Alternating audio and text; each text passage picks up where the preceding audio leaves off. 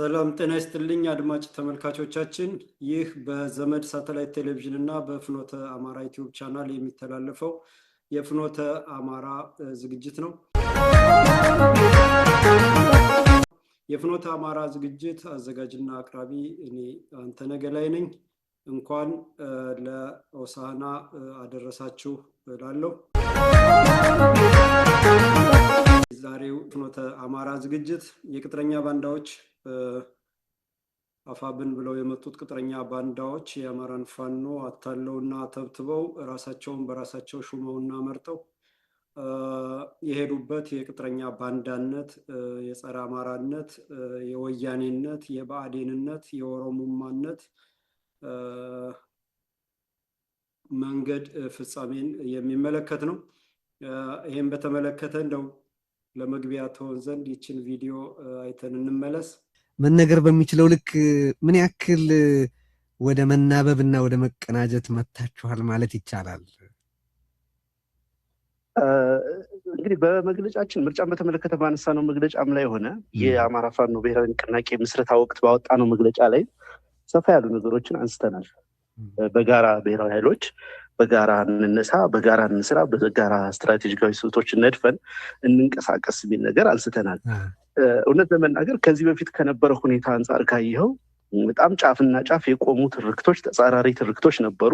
ብዙዎቹ ከአብይ አህመድ በተቃራኒ እንኳን የተሰለፉ የፖለቲካ ኃይሎች የማይታረቅ ህልም ያላቸው የሚመስል ነገር ነበር። እሱን ብዙዎቹ ስንናገረው ያልተገባ ስምም እየተሰጠን ዋጋም ተከፍሎበት ጭምር አሁን የተቀየረ ትርክት አለ፣ የተለወጠ ትርክት አለ። እንደሚቻል አንድ ላይ መስራት እንደሚቻል፣ አንድ ላይ መቆም እንደሚቻል በሊቃኑ መካከልም ሀሳቦች መንሸራሸር ጀምረዋል። በታጋዩ መካከልም በተጨባጭ እንዲህ አይነት ሀሳቦች በንግግር ደረጃዎች ኢንፎርማል የሆኑ ውይይቶች ላይ፣ ስብሰባዎች ላይ፣ መድረኮች ላይ ይነሳል። ይሄ ነገር አንድ መልክ ይዞ አንድ ቅርጽ ይዞ የታወቀ ከህዝብ የተደበቀ ሳይሆን ለህዝብ ፍንትው ብሎ የሚታይ ተጨባጭ ትብብር፣ ተጨባጭ አጋርነት ወታደራዊም ሊሆን ይችላል፣ ፖለቲካም ሊሆን ይችላል፣ በሌሎችም በማንኛውም መስኮች ትብብር የሚደረግበት የጋራ ስትራቴጂክ ሰነድ ተዘጋጅቶ ስራዎች መሰራት አለባቸው። መልካም።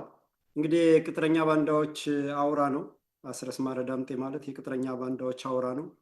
አጠቃላይ ወያኔም ብአዴንም መጨረሻ ላይ ኦሮሞማም ኢንቨስት ያደረጉበት ብዙ ወጪ ያወጡበት ቅጥረኛ ባንዳ ነው። የአማራን ትግል በዚህና በዛ እያምታታ በመሰሪነቱ፣ በነገረኛነቱ፣ በክፋቱ፣ በተንኮሉ ልክ ሁሉንም ዋና ዋና ቅጥረኛ ባንዳዎችን በልጦ እነ ዘመነ ካሴን እነ እስክንድር ነጋን የሚያካክሉ ካባቸው ተገፎ ሚናቸውን ጨርሰው ተጎሳቁለው ከህዝብ ተጠልተው ራቁታቸውን ቁመው ይሄኛው ጸረ አማራ ግን ወያኔ አስረስ ማረ ዳምጤ አሁንም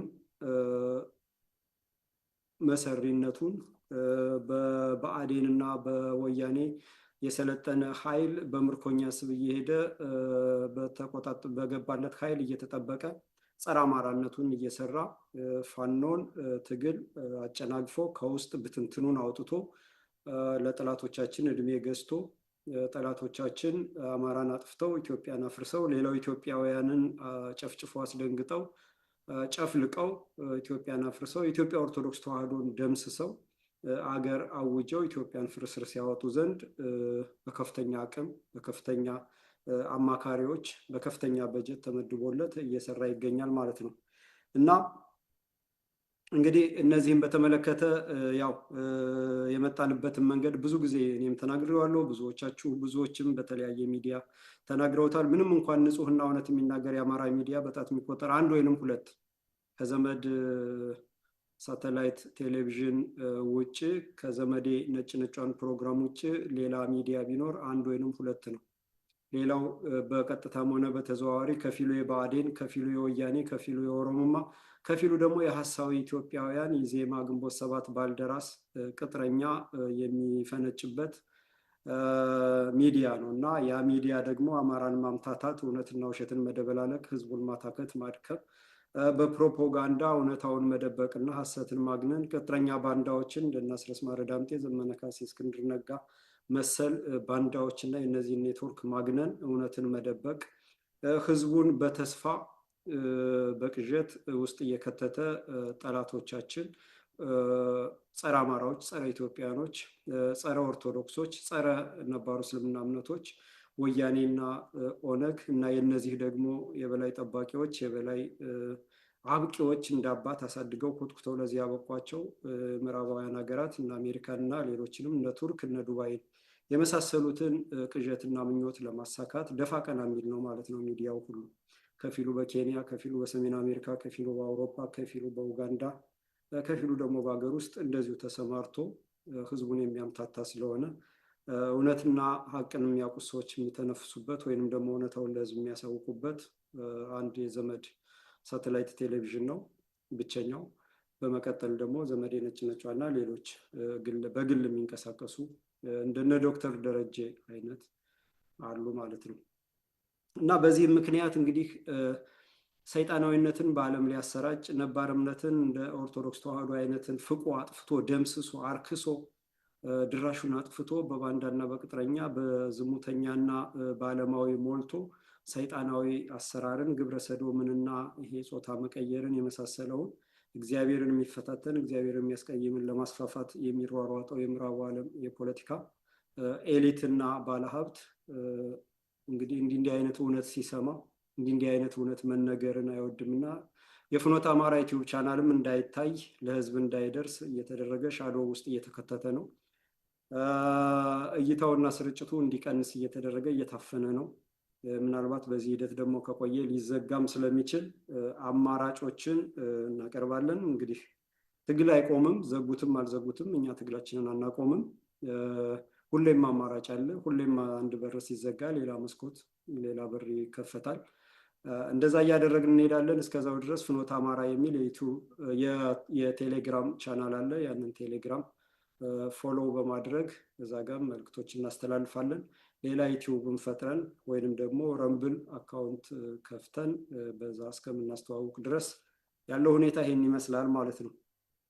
እና ወደ ዛሬው ዝግጅት ስመጣ ኦሮሙማ እና አብይ አህመድ የሚመሩት ኦሮሙማ ዛሬ ያላጠፋው ነገ ያጠፋልና ጨርሰህ አጥፋው፣ ጨፍጭፈው፣ አቃጥለው፣ ማንነቱን ቀይረው፣ እምነቱን ባህሉን ደምስሰው፣ ታሪኩን ቅርሱን አውድመው አፍርሰው የሚለው ርዕዮተ ዓለም የሚከተለው የኦሮሞ ህዝብ ስም የሚነግድ ከኦሮሞ ወጣው የሚለው ኦሮሞማ ብልጽግና ኦነግ ኦፌኮ ምናምን የሚባል ማዕት ስም ተከፋፍሎ ስራ ተከፋፍሎ የሚሰራው ርዕዮተ ዓለም ከወያኔ ስልጣን ከመረከቡ በፊት የነበረው ሁኔታ መዳሰስ ያስፈልጋል። ምክንያቱም ቅጥረኛ ባንዳዎች እንዴት እንደመጡ ምን እንደተፈጸመ ማንነት እንደነበረም ማወቅ ስላለብን ማለት ነው።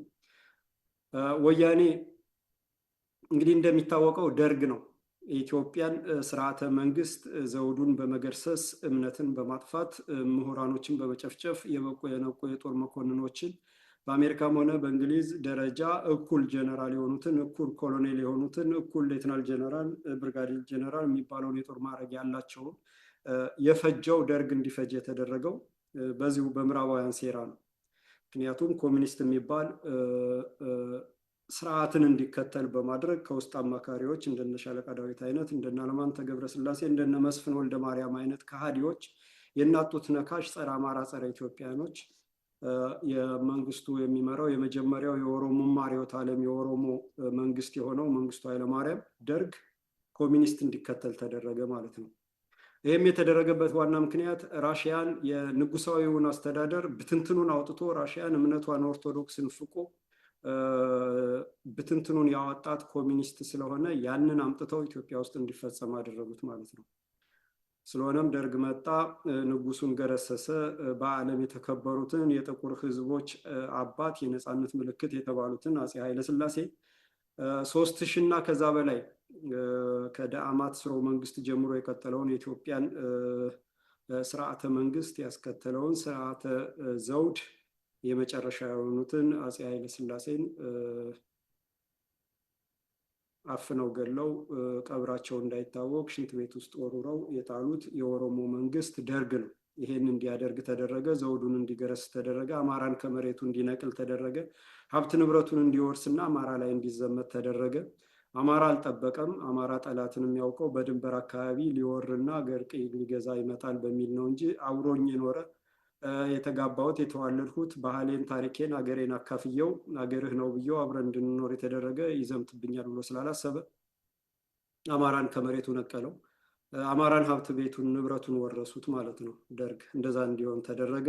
ከዛ በኋላ ምሁራኖች ተፈጁ። የቤተ ክርስቲያን ምሁራኖች፣ ሊቃን፣ የዓለም የሳይንስ፣ የፖለቲካ፣ የሕክምና የተለያየ ምሁራኖች በሙሉ ተፈጁ እና አክሊሉ ሀብተወልድን የሚያካክል ዛሬ የተባበሩት መንግስታት የሚባለው የምዕራባውያን ድራማ መስሪያ መጫወቻ ተቋም ከመቀየሩ በፊት ሊግ ኦፍ ኔሽን የሚባለው ሊግ የሀገራት ሊግ የተቋቋመውን መመስረቻ ደንብና መተዳደሪያ ደንብ የጻፉት እና አክሊሉ ሀብተወልድ ሁሉ እየተጨፈጨፉ እንዲያልቁ የበቁ የነቁ የጦር መኮንኖች እንዲፈጁ ተደረገና ምስቅልቅል ውስጥ ኢትዮጵያ ከገባች በኋላ ስርዓተ መሬቱ ተመታ፣ ዘውዱ ተገረሰሰ፣ አማራ ከመሬቱ ተነቀለ፣ ሀብት ንብረቱ ተወረሰ። ምሁራኖች ትውልድን የሚያሸጋግሩት ተረካቢ እንዳይኖር ምሁራኖች ተፈጁ፣ የጦር መኮንኖች ተፈጁና በቃ ተባለ። መንግስቱ ኃይለማርያም አሁን በቃ ሁጣ ተባለ። ወደ ዚምባብዌ እንዲሄድ ተመቻቸና ወራሪዎች መጡ። ወራሪዎች ለንደን ላይ ሄርማን ኮሄን የሚባል የአሜሪካ የውጭ ጉዳይ ሚኒስቴር ውስጥ የአፍሪካ ጉዳዮች ኃላፊ የሆነ ባለስልጣን ለንደን ላይ የሻዕቢያን አቶ ኢሳያስ አፈወርቂን ፕሬዚዳንት ኢሳያስ አፈወርቂን የወያኔን መለስ ዜናዊን የኦነግን ማነው ሌንጮ ለታ ነው ማን የሚባል እነዚህን ተገንጣይ ወራሪዎች ሰበሰቡና አናገረ። ኢሳያስ ሻዕቢያ ኤርትራን ይዞ እንዲገነጠል፣ ወያኔና ኦነግ ደግሞ ኢትዮጵያውያንን በዘር በሃይማኖት ከፋፍለው በአካባቢ ከፋፍለው አማራን የጥቃት ኢላማ አድርገው ኢትዮጵያን ቅኝ ገዢ አማራን ጨቋኝ የሚል ህገ መንግስት እንዲጸድቅ አስደርገው እንዲመሩ ቡራክ የተሰጣቸው ማለት ነው። የት? ለንደን። ከዛ በዚህ መልክ የመጣው ወያኔ በአማራ መቃብር ላይ ትግራይን አቆማለሁ ነው ያለ። አማራን አጥፍቼ በመቃብሩ ላይ ታላቋን ትግራይ ገነባለሁ፣ የትግራይ ተራሮች የአማራ መቃብር ይሆናሉ ተባለና ደርግ የጀመረው ቀውስ ተባብሶ ቀጠለ ማለት ነው። አማራ በባዮሎጂካል ማምከን፣ በአምካኝ ክትባት ማምከን፣ በተላላፊ በሽታ በኤችአይቪ መፍጀት፣ በኢኮኖሚና ከፖለቲካው በማግለል በድህነት አረንቋ ውስጥ መክተት፣ በቀጥታ መጨፍጨፍ፣ መፍጀት፣ ከቀየው ማፈናቀል፣ አማራን የጥቃት ኢላማ አድርጎ ስርዓት እንዲዘረጋ፣ አማራ እንደ ጠላት እንዲቆጠር አገር መስራቹ አገር ያቆየው ኢትዮጵያውያንን በሙሉ በነፃ ሀገር በፍትሐዊነት በማንነታቸው ከነቋንቋቸው ከነባህላቸው ተከብረው እንዲቆዩ የተደረጉትን ይህንን የመሰለ አኩሪ ታሪክ ወደ ጥፋትነት ቀይረው አማራ የጥቃት ኢላማ እንዲሆን የሐሰት ትርክት ተፈጥሮ ጣሊያን ኢትዮጵያን ሊገዛ ሲመጣ በዘር በሃይማኖት ከፋፍሎ ያስቀመጠውን ቀጥታ ተረክበው እነ ሮማን ፕሮቻስካ የጻፉትን አቢሲኒያ የባሩል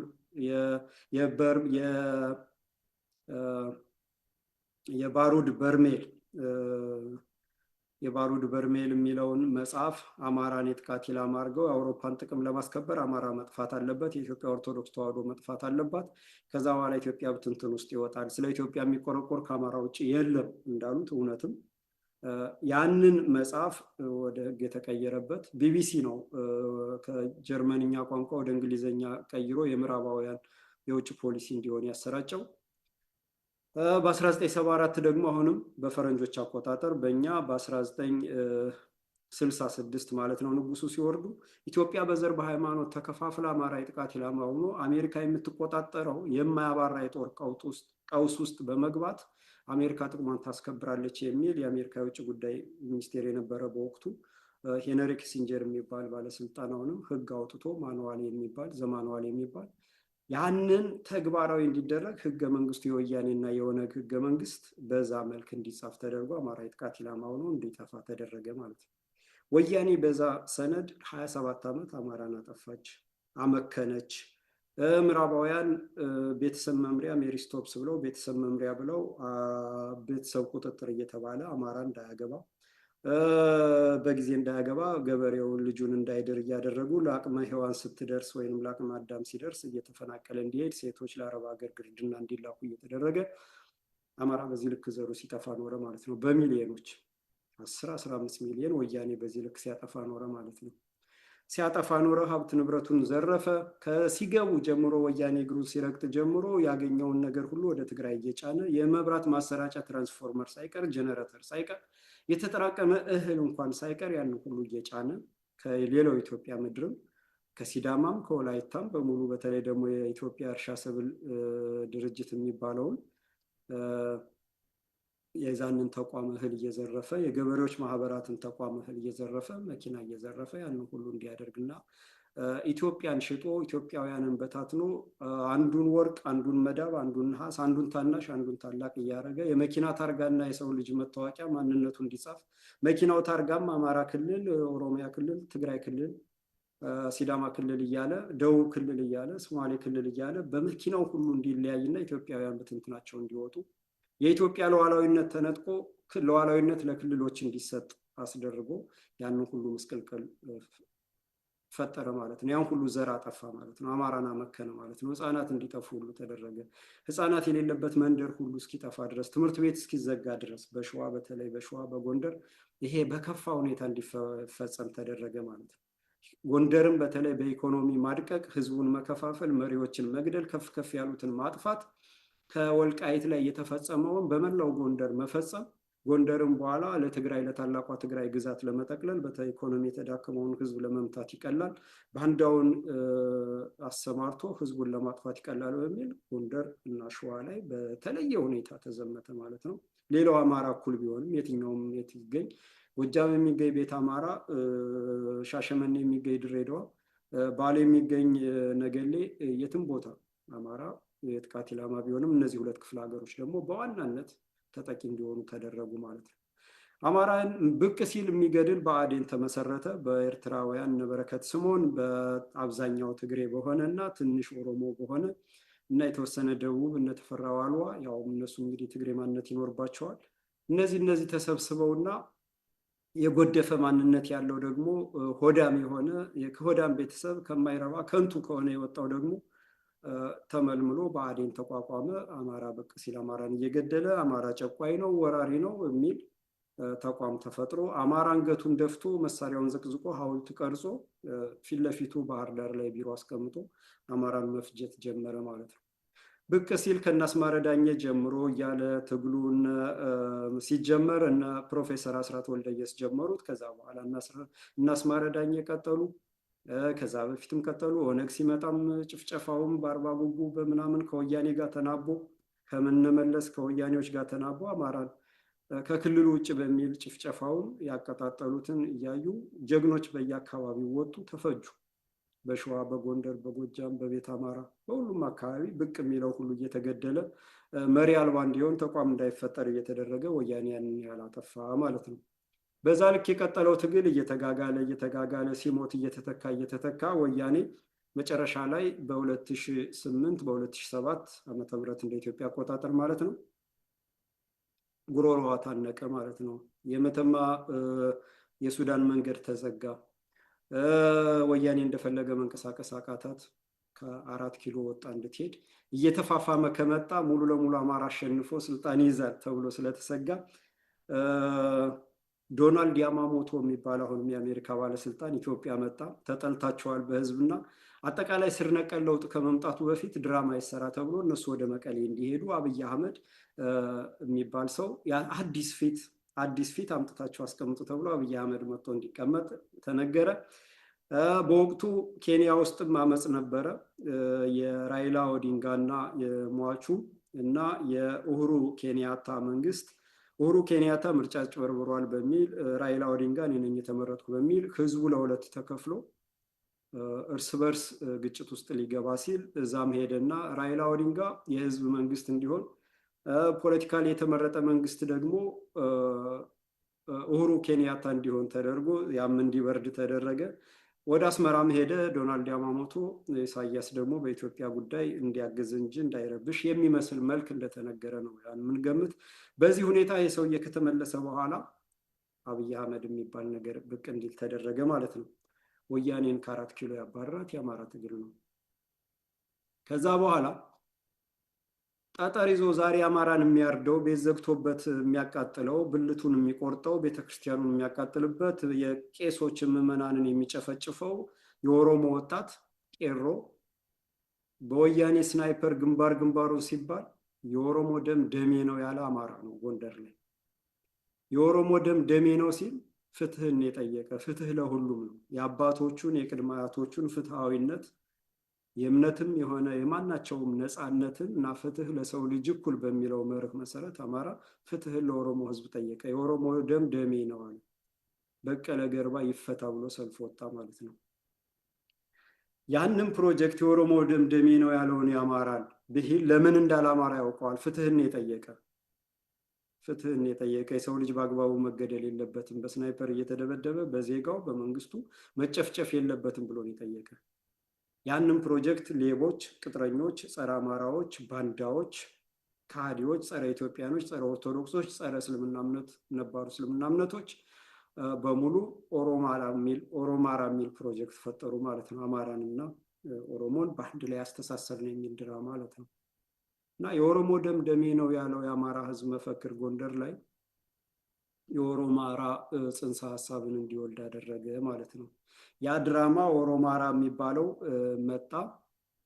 ከዛ በኋላ ወያኔ አማራን ኢትዮጵያውያንን የዘረፈ የጨፈጨፈ ዘር ያጠፋ በዘር በሃይማኖት የከፋፈለ ወደብ አልባ ያደረገ ኢትዮጵያ ሉዓላዊነቷ ተደፍሮ በውጭ በማንም እንድትወረር እያደረገ ኢትዮጵያ እንድትፈርስ ኢትዮጵያ እንድትረክስ ኢትዮጵያ እንድትዋረድ ሌብነት ትውልዱ ሌባ እንዲሆን ሌባ እስከሚያዝ ድረስ ስራው ነው ብሎ የሚሰብከው ወያኔ መለስ ዜናዊ በሙሉ ማለት ነው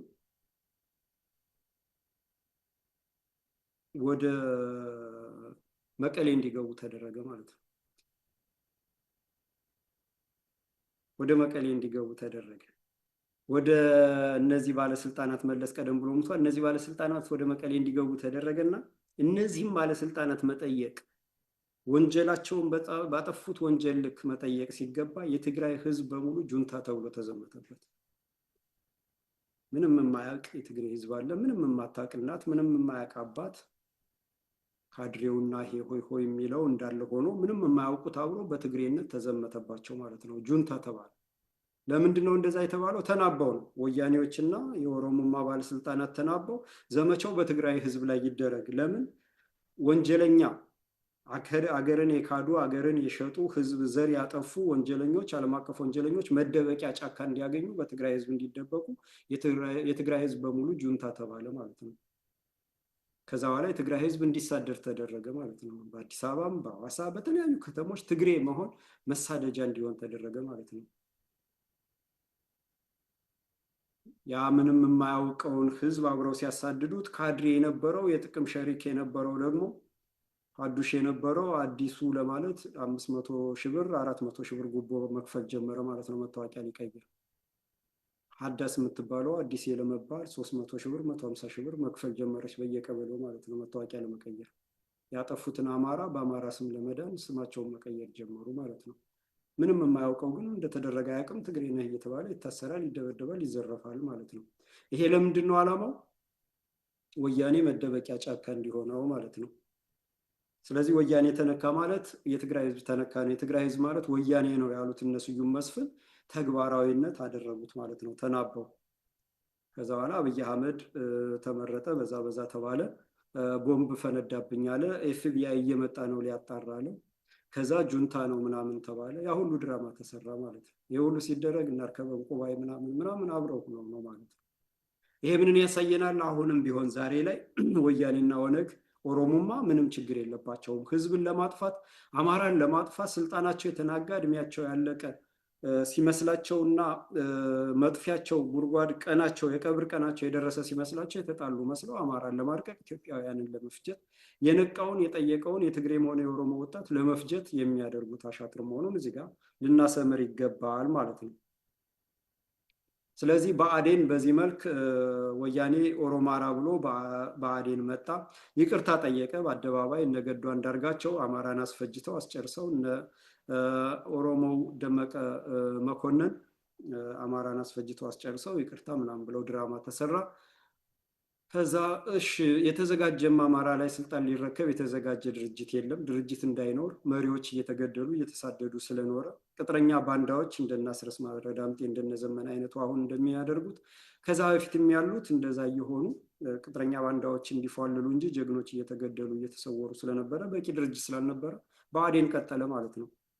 ብአዴን ቀጠለ፣ ብአዴን ተንሰራራ፣ ሄደ፣ ትንሽ እረፍት ተገኘ፣ እፎይ ያለ ተመሰለ። አብይ አህመድ ድራማ መስራት ጀመረ፣ ኢትዮጵያ ማለት ጀመረ።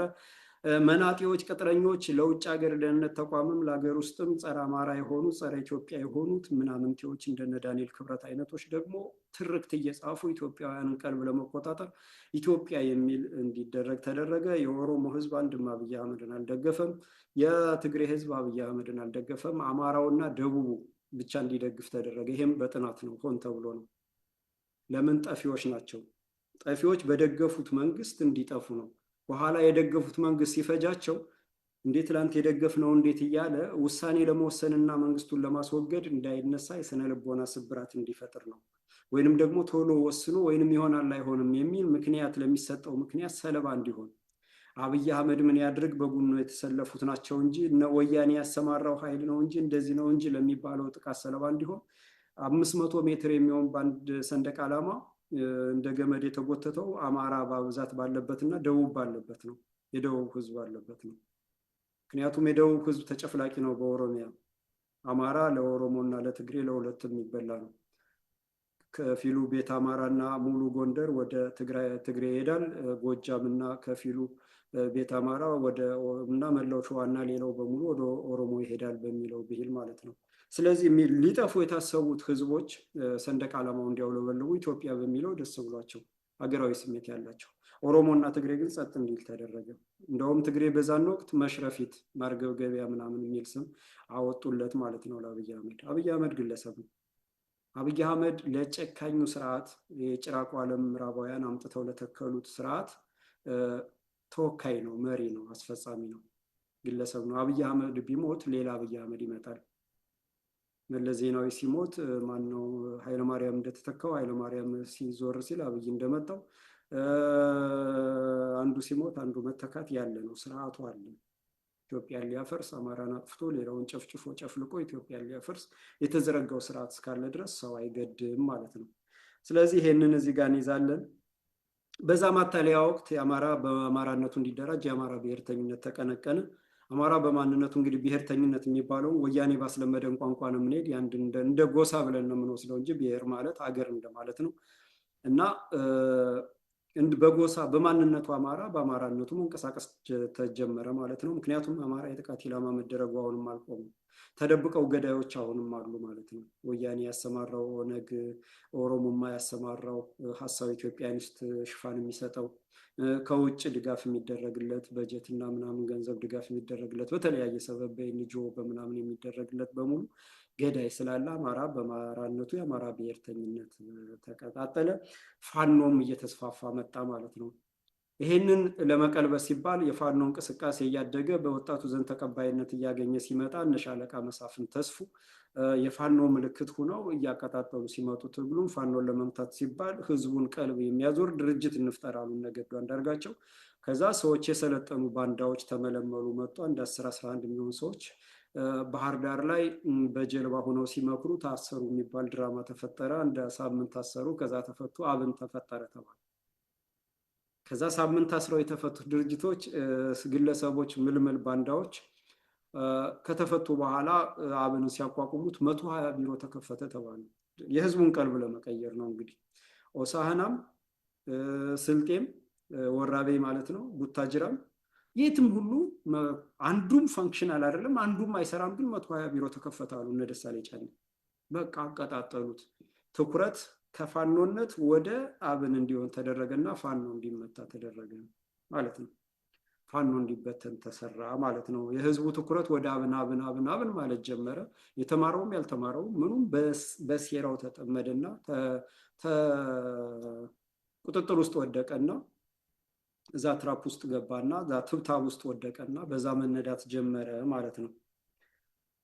በዛን ወቅት እነ ጀነራል አሳምነው ነፍሱን ይማረው በስልጣን ላይ በነበሩ ወቅት ነፍሱን ይማረው ሻለቃ ፋኖ አስቻለው ደሴ በነበሩበት ወቅት አማራ ይሄ በወረራ ስም ከሚሴ የሚሉት ምድረገኝ ላይ የሚገኝ አማራ ወራሪ ጨፍጫፊው ገዳዮችን ሂዶ አደብ በማስገዛት አሁንም መተከል ላይ አሁንም እነዚህ ወራሪ ጨፍጫፊዎች ገዳዮችን በማሰማራት አማራን ሲገድሉ የነበሩት እዛም ሂደው አደብ በማስገዛት ስነ ስርዓት በማስከበር በየትኛውም ምድር አማራ ተከበረ ለ3 ለ4 ወራት ማለት ነው። የአማራ ክብር ማግኘት እፎይ ማለት ኢትዮጵያ እፎይ ማለትና ቀጣይነት ስለሆነ ነጩንም ስጋት ላይ ጣለው። ዛሬ አብይ አህመድ ወዳጅ የሆነው ወጣ ገባ የሚለው የምዕራባውያንም ሆነ የነ ቱርክ የምናምን ጭራቃዊ ፖለቲካ የሚከተለው በሙሉ አልወደደውም ማለት ነው። ስለዚህ ጀነራል አሳምነው መገደል አለበት ተባለ። ጀነራል አሳምነው ተገደለ፣ ሌሎችም አብረው ተገደሉ ብአዴኖች ማለት ነው። እና እነ ጀነራል አሳምነው እና እነ ፋኖ ሻለቃ አስቻለው ደሴ አማራን ክብር አስከበሩ በተግባር ሌላውንም ነውረኛውን ወራሪውን ቅጥረኛውን ሊገድል ሊደፍር የተሰማራውን ስነ ስርዓት በማስያዝ አማራም ሆነ ሌላው ኢትዮጵያዊ እፎይ እንዲል አስደርገው ያ ነገር ስጋት ላይ ከተታቸው ማለት ነው።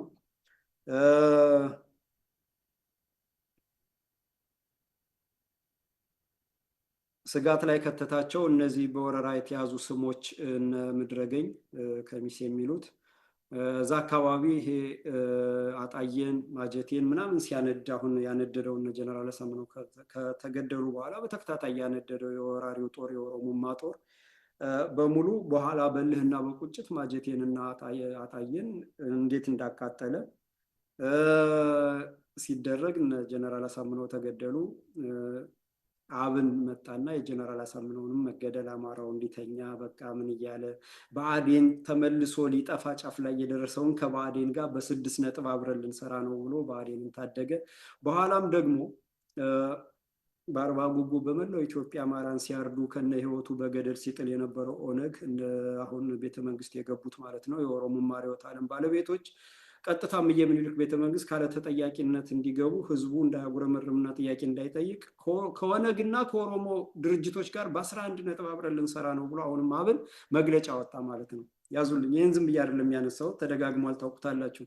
ያነሳሁት ዛሬ ዳግማዊ አብን የሆነው እነ ቅጥረኛ ባንዳውና አስረስ ማረ ዳምጤ የሚመሩት አፋብን የሚባል ድርጅት ከወያኔና ከኦነግ ጋር አብረን እየሰራን ነው ብሎ ስለመጣ ነው። ተመሳሳይ ድርጊት እየተፈጸመብን ነው ማለት ነው። ተመሳሳይነቱን እኛ ስለተኛን፣ እኛ ማየት ስለተሳነን፣ እኛ በቅጥረኛ ባንዳ ስለታከት፣ ሆዳሙ አታላዩ ስላደከመን፣ ቅጥረኛ የሚዲያ ጋጋታና ጫጫታ እንደነ መዓዛ መሐመድ እንደናሳየ ደርቤ እንደነ መሳይ መኮንን አይነት ሆዳም ከሰውነት የወጡ ቅጥረኞች ባንዶች፣ የሰይጣን ወላጆች፣ የፉኝት ልጆች ስላሰለቹን ማየት ተሳነን ማለት ነው። ለዛ ነው የማነሳው። ስለዚህ አብን በ11 ነጥብ ከኦነግና ከኦሮሞማ ድርጅቶች ጋር ከኦሮሞማ ርዕዮተ ዓለም አስፈጻሚዎች ማለት ነው አብረን ልንሰራ ነው ሲል ምን ሊሰሩ ነው ብሎ ህዝቡ ዝም ሲል 4 ኪሎ ቀጥ ብለው ገቡ። 4 ኪሎ ቀጥ ብለው ገቡ፣ ስልጣንን ተቆጣጠሩ። ከዛ በኋላ አማራን የሆነን ከንግድ ባንክ ነው የጀመሩት። ከኢትዮጵያ ንግድ ባንክ አማራ የሆነ በሙሉ ተባረረ። ንግድ ባንክም ቦይኮት እናድርግ የሚባል ጫጫታ ትንሽ ግርግር ተፈጠረ፣ ጸጥ ተባለ። ከዛ በኋላ ከአዲስ አበባ በናዝሬት በድሬዳዋ በሐረር ሲሳደዳ አንተ ኦሮሞ አይደለህም እየተባለ ተወልዶ ባደገበት በአያት ቅድመ አያቱ መርስት ወራሪ ስርዓት ስራ አትቀጠርም ኦሮሞ አይደለህም ኦሮምኛ አትችልም ሲባል የነበረው አዲስ አበባ ላይ መጣና የአዲስ አበባ ከክፍለ ከተማ ወረዳ ምናምን ቀበሌዎች በሙሉ አማራን መንቀል ጀመረ ማለት ነው። ዛሬ ላይ አማራ አትገቡም አዲስ አበባ አትገቡም የሚባለው ላይ እንዲደርስ ተደረገ። በማን? በአብን። ይህንን ያዙልኝ። ከአፋብን ጋር እንድታወዳድሩት። አማራ ፋኖ ብሔራዊ ንቅናቄ እንግዲህ ምን እንደሚያነቃንቅ አናቅም። መጨረሻ ህልም የለውም። ንቅናቄ አነቃንቆ የሚጠፋ ነው እና አማራ ወደ ስልጣን መያዣው ጫፍ ላይ ሲደርስ ወደ ንቅናቄ የቀየሩትን ቅጥረኛ ባንዳነት ከአብን አመራሮች ጋር እንድታያይዙት። የቅጥረኛ ባንዳነት አንድ አይነትን ነው። ገጸ ባህሪ ምናምን የሚያታልልህ እንከፍ የሆንክና በቅን ልቦና የምትነዳውንም ቆንም ብለህ አስብ ማለት ነው። ተራህ ደርሶ ግንባርህ እስከሚበረቀስ ድረስ ወይንም ደግሞ ሀብት ንብረት እስከሚዘረፍ ድረስ መጠበቅ ይብቃ ለማለት ነው። ስለዚህ ሰኔ 15 ላይ ጀነራል አሳምነው ጽጌ ሲገደል ሻቢያን ወያኔንና ኦነግን ለንደን ላይ ያደራደረው ህርማን ከሆነ የአሜሪካ ከፍተኛው ባለስልጣን አማራ እንዳይነሳ አከርካሪው ተሰበረ ብሎ በትዊተሩ ጻፈ። አማራ ዳግም የመጨረሻ እንዳይነሳ ተደርጎ አከርካሪው ተሰበረ ብሎ በትዊተሩ ጻፈ። ከዛ ጫጫታ ሲበዛበት አነሳው ማለት ነው። ይህንን ሁሉ ማየት አለብን። ዛሬ ላይ ያለውን የምዕራባውያን አሜሪካ ምናምን ለሚል ዲስኩራ ምን ማለት እንደሆነ አሜሪካ ምን ሲያደርገን እንደኖረ እንዲታይ ማለት ነው። ከዛ በኋላ ተመስገን ጥሩነህ የሚባል ተሾመ። የእነ አስረስ ማረ ዳምጤ እነ ማርሸት ፀሐዩ ዘመድ የስጋ ዘመድ ይሄ ሰው ተሾመና መጣ። ከዛ አማራ አማራ አትበሉብኝ ኢትዮጵያ በሚል ነው የምንስማማና ካለ ስሙ የገነነ እናጠፋለን ብሎ በሹመቱ ቀን ይህች መልእክት አስተላለፈ። ከዛ በኋላ ፋኖ እናጠፋለን ብሎ ጎንደር ላይ ያዘመተውን መድፍ ቢኤም ምናምን ታስታውሳላችሁ፣ ከባድ መሳሪያ። ከዛ ቅጥረኛ ባንዳ የሆኑት አሁንም ወያኔ የፈጠራቸው ግማሽ ትግሬ አብዛኛው ግማሽ ትግሬ የሆኑት አማራ ጠል የሆኑት እነ ይሄ ስኳድ ብለው ራሳቸውን የሰየሙት ፎቶውን አሳያለሁ። ይሄን ይመስላል ፎቶቸው። እነዚህ ስኳዶች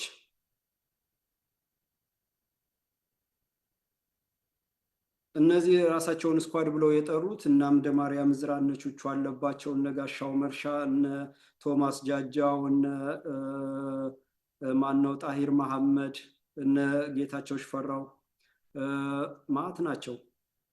ጎንደሬ ጎንደሬ እያሉ አማራን ጎንደርን ከአማራ መነጠል ከዛ የትግራይ ሲሳይ ለማድረግ ሲሰሩ የነበሩ ናቸው።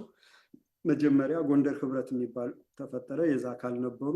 በብአዴን እነ መላኩ አለበል እና እናገኘው ተሻገር በበጀት የሚያግዟቸው በስልጣን ያላቸው በንግዱ ዓለም የተሰማሩ ጨካኞች ጎንደር አማራን ከሌላው ነጥለው አስበልተው ጭራሽ ጎንደርን ክልል እናደርጋለን የሚያደርጉ እርኩሶች ናቸው። እነዚህ የተመስገን ጥሩነህን ትዕዛዝ ተቀብለው አባድፈን እያሉ ፋኖ በመሸገበት በረሃ ወርደው ጫካ ወርደው ምሽጉን አሳይተው ቄስ አሸክመው ሆዳም ካድሬ ቄስ አሸክመው ታቦት አሸክመው የቄስ ልብስ የቤተክርስቲያን ልብስ አስለብሰው በዛ አባቶቻችንን ጀግኖችን ሂደው ያሉበትን ያጋለጡና ፋኖ መጥቶ ባህር ዳር ላይ እርቅ ምናምን የሚባል እንዲሆን ያስደረጉ ናቸው። እነዚህ ስኳዶች ዛሬ ተበትነዋል። ሁሉም ጋሻው መርሻ ስልጣን ተሰጥቶታል። ቶማስ ጃጃው ተላላኪ ባንዳነቱን አረጋግጦ የነ ዳንኤል ክብረት ተላላኪ ሆኗል። እነ ጣሂር መሐመድ ባለስልጣኖች ናቸው። እነ ቹቹ አለባቸው የት እንደገባ አላቅም። አምደ ማርያም ዝራ ወደ ወጧል። ተግባራቸው ሚናቸውን ጨርሰው ህዝቡን አስፈጅተው ጀግኖችን አስገድለው ወጣቱን አስበልተው የአማራ ወጣት ማህበርን አፍርሰው ብትንትናቸው ወጧል ማለት ነው። እና እነዚህ አባድፈን እያሉ መኳንንት ገብረ ህይወት የሚባል ትግሬ ነበረ ባህር ዳር ላይ የጀነራል አሳምነውን አስከሬን ያስጎተተ ሽንቱን የሸናበት። በኋላም እነ ጀነራል ተፈራን ሊያስገድል ከወያኔ ጋር እየተነጋገረ የአማራን ህዝብ በተለይ ደግሞ ጎንደር ላይ ክተት የዘመተውን ሲያስጨፈጭፍ የነበረ የአስተኳሽ ኮኦርዲኔት የቦታ እንትን አቅጣጫ ይሄ ኮኦርዲኔትን እየላከ አስተኳሽ ሆኖ ሲያስጨፈጭፍ የነበረው መኳንንት ገብረ ህይወት እነ ትንግርቱ ወልደ እነ ትንግርቱ ማን ነው የሚሉት ይሄ አሜሪካ የሄደው እነሱን ወደ ከጅጅጋ አምጥቶ ባህር ዳር ላይ ሲያስተዋውቅ የነበረው ከነቹቹ አለባቸው ከነ አምደ ማርያም ዝራ ጋር ሲያስተዋውቅ የነበረው መኳንንት ገብረ ህይወት በኋላ እሱም አስከሬን ተጎትቷል። በጀነራል አሳምነው አስከሬን ሽንት የሸና ነው። የጀነራል አሳምነውን አስከሬን ያስጎተተ ነው መኳንንት ገብረ ህይወት ማለት እና እነዚህ ቦታውን እንዲቆጣጠሩት እንዲያዩት ተደረገና ባህር ዳር ላይ የሰላም ጥሪ ተባለ ማለት ነው። የሰላም ጥሪ ሲባል ወደ መንገድ ላይ እያሉ ደባርቅ ላይ የተለያዩ ሆቴሎች የተጠመደ ስናይፐር ከፊሎችን ገለዋቸዋል። ከፊሎችን እነ ሻለቃ መሳፍንት ተስፉ የፋኖ አድባር ምልክት የሆኑት ባህር ዳር መጥተው እንደ ነገሩ ተነጋግረው ተመልሰዋል። ከዛ በኋላ ተመስገን ጥሩነህና አገኘው ተሻገር ሲሳይ ዳምጤ የሚባል የግብርና ባለሙያ በጀነራል አሳምነው ቦታ የተቀመጠ እነዚህ ካለ ስሙ የገነነውን በትነን ጥጋስ ይዘነዋል ብለው ገዳዮቻችንን አስገዳዮቻችንን ሽመልስ አብዲሳንና አሻድሌ ሐሰን የመተከል የቤንሻንጉል ጉሙዝ ላሉት ክልል መሪ የነበረውን አምጥተው ካባ ለበሷቸው ማለት ነው። ይሄን ያነሳውላችሁ አሁንም ዝም ብዬ አይደለም፣ ታሪክን ከስሩ እንድታውቁት ነው። ይሄን ያነሳውት በዛን ወቅት ሲመጡ ፋኖ አርበኛ ባየቀን ነው ከማን ጋር ነው እርቅ ምገባ? ማንን ነው ሰላም የምጠይቅ? አማራነቴን ማንነቴን ልታደግ ወጣሁ እንጂ ከገዳይን ለምንድን ነው እርቅ የምጠይቀው ብሎ አልሄድም ባህር ዳር ብሎ የቀረሰው ነው። ማን? አርበኛ ባየቀን ነው ለፋኖ ምልክት የሆነው፣ የፋኖነት ምልክት፣ የፋኖነት ተምሳሌት ነው። ይሄ ፎቶ ፕሮፓጋንዳ፣ የፎቶ አርበኛ የሆነ የፕሮፓጋንዳ ጀግና የሆነ ገዳይ አስገዳይ ወያኔ አስረስ ማረ ዳምጤ ፋኖ ሊሆን አይችልም። አንገቱ ላይ ገመድ የሚጠልቅ ነገር ለፍርድ የሚቀርብ ነው። በእርግጥ ዘመነ ካሴ ቅጥረኛ ባንዳ ነው። ኤርትራም ተቀጥሮ የተላከ ነው። እዛም ሊሰልል የሄደ ነው። አሁንም እየሰለለ የወያኔ ተላላኪ ነው። የሶስት የአራት ቅጥረኛ ነው። እስክንድር ነጋ ከነጮች ጀምሮ አማራ ጠል የሆነ አማራን አጥፍቶ ኦሮሞነትን ለማንበር ሲሰራ የኖረ ቅጥረኛ ባንዳ ነው እስክንድር ነጋ። ሚስቱ ወያኔ፣ እሱ የኦሮሞማ ቅጥረኛ፣ በነጮች የሚታዘዝ ማለት ነው። ሌሎች የስኳድ አባላት ጌታ አስራደ የሚባሉት በሙሉ እነዚህ ደግሞ የወያኔ ፍልፈሎች፣ የብአዴን ግማሽ አካሎች ናቸው ማለት ነው። እና ባየቀናውን ያዙልኝ። በዚህ ወቅት እነ ተመስገን ጥሩነህ እነ አምደ ማርያም ዝራ አባድፈን እያሉ ፋኖን ቦታው ድረስ ሂደው ያለበትም በመጠቆም ኮኦርዲኔት ቦታው እንዲያዝ በጂፒኤስ ሎኬሽኑ እንዲያዝ ካስደረጉ በኋላ እነ ሻለቃ መሳፍን ተስፎ አማራጭ ስለሌላቸው ግዴታ ሄደው የሚባለውን ሰምተው መመለስ ስላለባቸው ባህር ዳር መጥተው የሚባለውን ሰምተው ተመልሰዋል። የልባቸውን በልባቸው ይዘው ማለት ነው። በዛን ወቅት አልሄድም ብሎ የቀረ ነው ጀግናው አርበኛው ፋኖ ትሁቱ ታማኙ ባየቀን ነው ማለት ነው። ታማኙ ባየቀን ነው። ዛሬ ማንም ሙሪያ ቅጥረኛ ባንዳ መጥቶ አየሩን እየሞላው ነው። በቅጥረኛ ባንዳዎች፣ በወያኔዎች፣ በነ መዓዛ መሐመድ፣ በነ አሳየ ደርቤ፣ በብአዴኖች፣ በነ መሳይ መኮንን፣ በአማራ ጠሎች ሀሳዊ ኢትዮጵያውያኖች፣ በእንደዚህ በመሰል ሚዲያዎች በሙሉ ይሄ በለጠ ካሳ ምናምን የሚሉት በላይ ማናየ ምናምን የሚሏቸው ብአዴኖች፣ የስኳድ አባላት፣ እነዚህ ሁሉ ውሪያዎች ናቸው። የእነዚህ ሁሉ የሚያሞካሿቸው ቅጥረኛ ባንዳዎችን ነው። እነማንን? አስረስ ማረ ዳምጤን ትእዛዝ ይሄድላቸዋል፣ በውስጥ መልእክት ይላክላቸዋል ማለት ነው። ትክክለኛ ጀግናው እንደ ባየቀን ነው አይነቱን የሚያነሳው የለም፣ ወይንም ደግሞ ሊገደል ነው የሚፈልገው። ልክ አርበኛ ነፍሱን ይማረው ውባንታ ባተን ገለው ጀነራል ምናምን እንዳሉት ሁሉ እነ ምስጋናው አንዱዓለም ማለት ነው የስኳድ አባላት እነ ምስጋናው አንዱዓለም፣ እነ ሙሉቀን ተስፋው ከታከለ ኡማ ጋር አዲስ አበባ ከንቲባ በነበረበት ወቅት ሂደው ጎንደርን ክልል እንድናደርግ ጣናን ወደኛ፣ ባህር ዳርን ወደኛ እናንተ ስጡን፣ አዲስ አበባን ደግሞ ኦሮሞ ወስዶ ሌላ ከተማ አረርቲ ላይ እንዲገነባ ብለው ሲሰብኩ የነበሩ፣ ተስማምተው ወጥተው ተፈራርመው ሲሰብኩ የነበሩ ናቸው እነ ምስጋናው አንዱዓለም። ጀነራል ውባንታ ባተን ገለው ጀነራል ምናምን ብለው የሰየሙት ማለት ነው። ምን እንበለው? እንዴት ብለን ለህዝብ እንንገር? የተገደለ ጊዜ ያውቃሉ እነሱ። ልክ በተገደለ በተመሳሳይ ሰዓት ስብሰባ ቁጭ ብለው ለህዝብ ምን ብለን እንንገር ያሉ ናቸው እነ ምስጋናው አንዱዓለም። አብሯቸው የተሰበሰበ ሰው ድምፅ አለ፣ መልእክት አለ። የቀኑ ቀን ለፍርድ የሚቀርቡ ናቸው። እና እነዚህ ባንዳዎች ጀነራል ብለው ሲሰይሙ የነበሩት አስገድለው በፋኖ ባየቀናው ስም ገንዘብ ሰብስበው ሰርግ የሰረጉ ናቸው። የነ ባየቀናው ወኪል ነን ብሎ 80,000 90,000 ዶላር ሰብስበው ሰርግ ሰርገው የበሉ ናቸው። የዚህ የጎንደር ህብረት የቅማንት ኮሚቴ አባላት እነ አለማንተ ገብረስላሴ እና በለው ያሉበት ማን ካሳ ማን ምናምን የሚባል በሙሉ የነ ታማኝ ምናምን ቡድን ያለበት ጸረ አማራ የወያኔ ፍጥረት የብአዴን ግማሽ አካል የሆነ ማለት ነው። በማንነቱ ቀውስ ያለበት ከሁለት ከሶስት የተወለደ ስብስብ ማለት ነው። እና እንደዛ ሆኖ ፋኖ ተበተነ ማለት ነው። እንግዲህ በዛ ልክ መጣ። ያ ሰኔ 15 መጣ። ሰኔ 15 ሲመጣ አስረስ ማረ ዳምጤ ልምጣላችሁ። አስረስ ማረ ዳምጤ ሰኔ 15ን ጉዳይ ህግ ለማስከበር ከሳሽ ነው። እነ ጀነራል አሳምነውን ሲያበሻቅጥ ሲሳደብ የነበረ ከሳሽ ነው። እስር ቤት የነበሩትን አሁን እጅ የሰጡትን በዚህም በዛ ተዋክበው እጅ የሰጡትን እንደውም ይዘውን ሳይጨብጥ በቃ የማያውቀውን አውቃለሁ እያለ ሲበጠረቅ ከርሞ የብአዴን ቅጥረኛ ሆኖ በወርቁ አይተነው ተመልምሎ ገንዘብ እያሸተተ በኋላ የሚይዘው የሚጨብጠው ግራ ገብቶት አሁንም እጅ የሰጠው ማስረሻ ሰጤ ዝም ብሎ እንትን ሲል ቆይቶ ነው እዛ ትብታብ ውስጥ ሄዶ የገባው። እንደ ዘመነ ቅጥረኛ ስለሆነ ምን ማድረግ እንዳለበት እየታዘዘ ስለሚያደርግ የሚሄድበትን መንገድ ያውቃል። ይሄኛው ወደ ግራ ተጋባ። ዘመነ አልጨበጥለት አለ። ይሄ ነው የማስረሻ ሰጤ። ሲወጣ ንጹህ ነው። ታስሮ ተደብድቦ ተሰቃይቶ የወጣ ነው ሰው ነው ማስረሻ ሰጤ። እውነቱን ነው መናገር ያለብን። ተደብድቦ ጨለማ ቤት ውስጥ ታስሮ ነበር የኖረው። ከዛ ሲወጣ ከዘመነ ካሴ ጋር ሄዶ ወዳጅ ወደ ዘመነ ካሴ ሳሙና ነው፣ አይጨበጥም፣ ቅጥረኛ ነው። ይሄን አድርግ ይሄን ተናገር ተብሎ የሚሄድበት መንገድና የሚናገረው ነገር እየታቀደ የሚሰጠው ሰው ነው። ይሄኛው በራሱ ነው። አንዴ ወጣቱን ሰብስበን ባደረግነው ጉባኤ ላይ የሳሙኤልን ገዳይ ደርሰንበት ነበር፣ ግን የክልሉ አቃቢ ሕግ አስረስ ማረ ዳምጤ ማለት ነው እሱ ነው ነገሩን የያዘብን ብሎ ፊት ለፊት የተናገረ ነው። ዘመን አልተናገረም ብቻ ነው። አስረስ ነካ ማለት ወያኔ ነካ ማለት እንደሆነ ያውቃል ዘመነ። አይናገርም። ያኛው ምንም ስለማያውቅ የተናገረ ነው። እና የሚይዘውን የሚጨብጠውን አጣ። እነ ወርቁ አይተነው ኤጀንቶች፣ የብአዴን ኤጀንቶች፣ የኦሮሞማ ኤጀንቶች፣ ቀድሞ የወያኔ ኤጀንቶች በገንዘብ በዚህ በዛ አደረጉት እና ግራ ገባው፣ ተምታታ፣ በአንዳነት ውስጥ ጠቅልሎ ገባ። በኋላም እሱም እንደነዘመነ እጫወታለሁ አለም፣ አይችልበትም፣ ተጫወተ፣ እጅ ሰጠዋል። ግራ ገብቷቸው በሞትና በመኖርና በሞተ ሰው መካከል ላይ ሆነዋል ማለት ነው። እነሱ እነ ኮሎኔል ፋንታሁን ሞሀባውን፣ ሌሎችንም ኮሎኔሎች እነ ሞገስን፣ እነ ኮሎኔል ሞገስን፣ ሌሎችንም በሰኔ 15 እየተጠረጠረ የታሰረን በሙሉ ሲያማቅቅ የነበረው አስረስ ማረ ዳምጤ ነው። አስረስ ማረ ዳምጤ የክልል አቃቢ ሕግ ከመሆኑ በፊት የጸረ ሙስና አቃቢ ሕግ ሆኖ ምስራቅ ጎጃም ላይ አማራውን እንግዲህ ጸረ ሙስና በወያኔ ዘመን አሁንም ባለው ዘመን ዘራፊው መንግስት ነው። ከመንግስት ጋር ሽርክ ያለው ነጋዴ ነው የሚዘርፈው። ንጹሑ መዝረፍ አይችልም። አንደኛ መዝረፍ የማይፈልግም፣ ባህሉ አይደለም። ሰርቶ መኖር ነው የሚፈልግን። በንጹህ ሰርቶ የሚኖር ሰው ይሳደዳል፣ ይዘረፋል።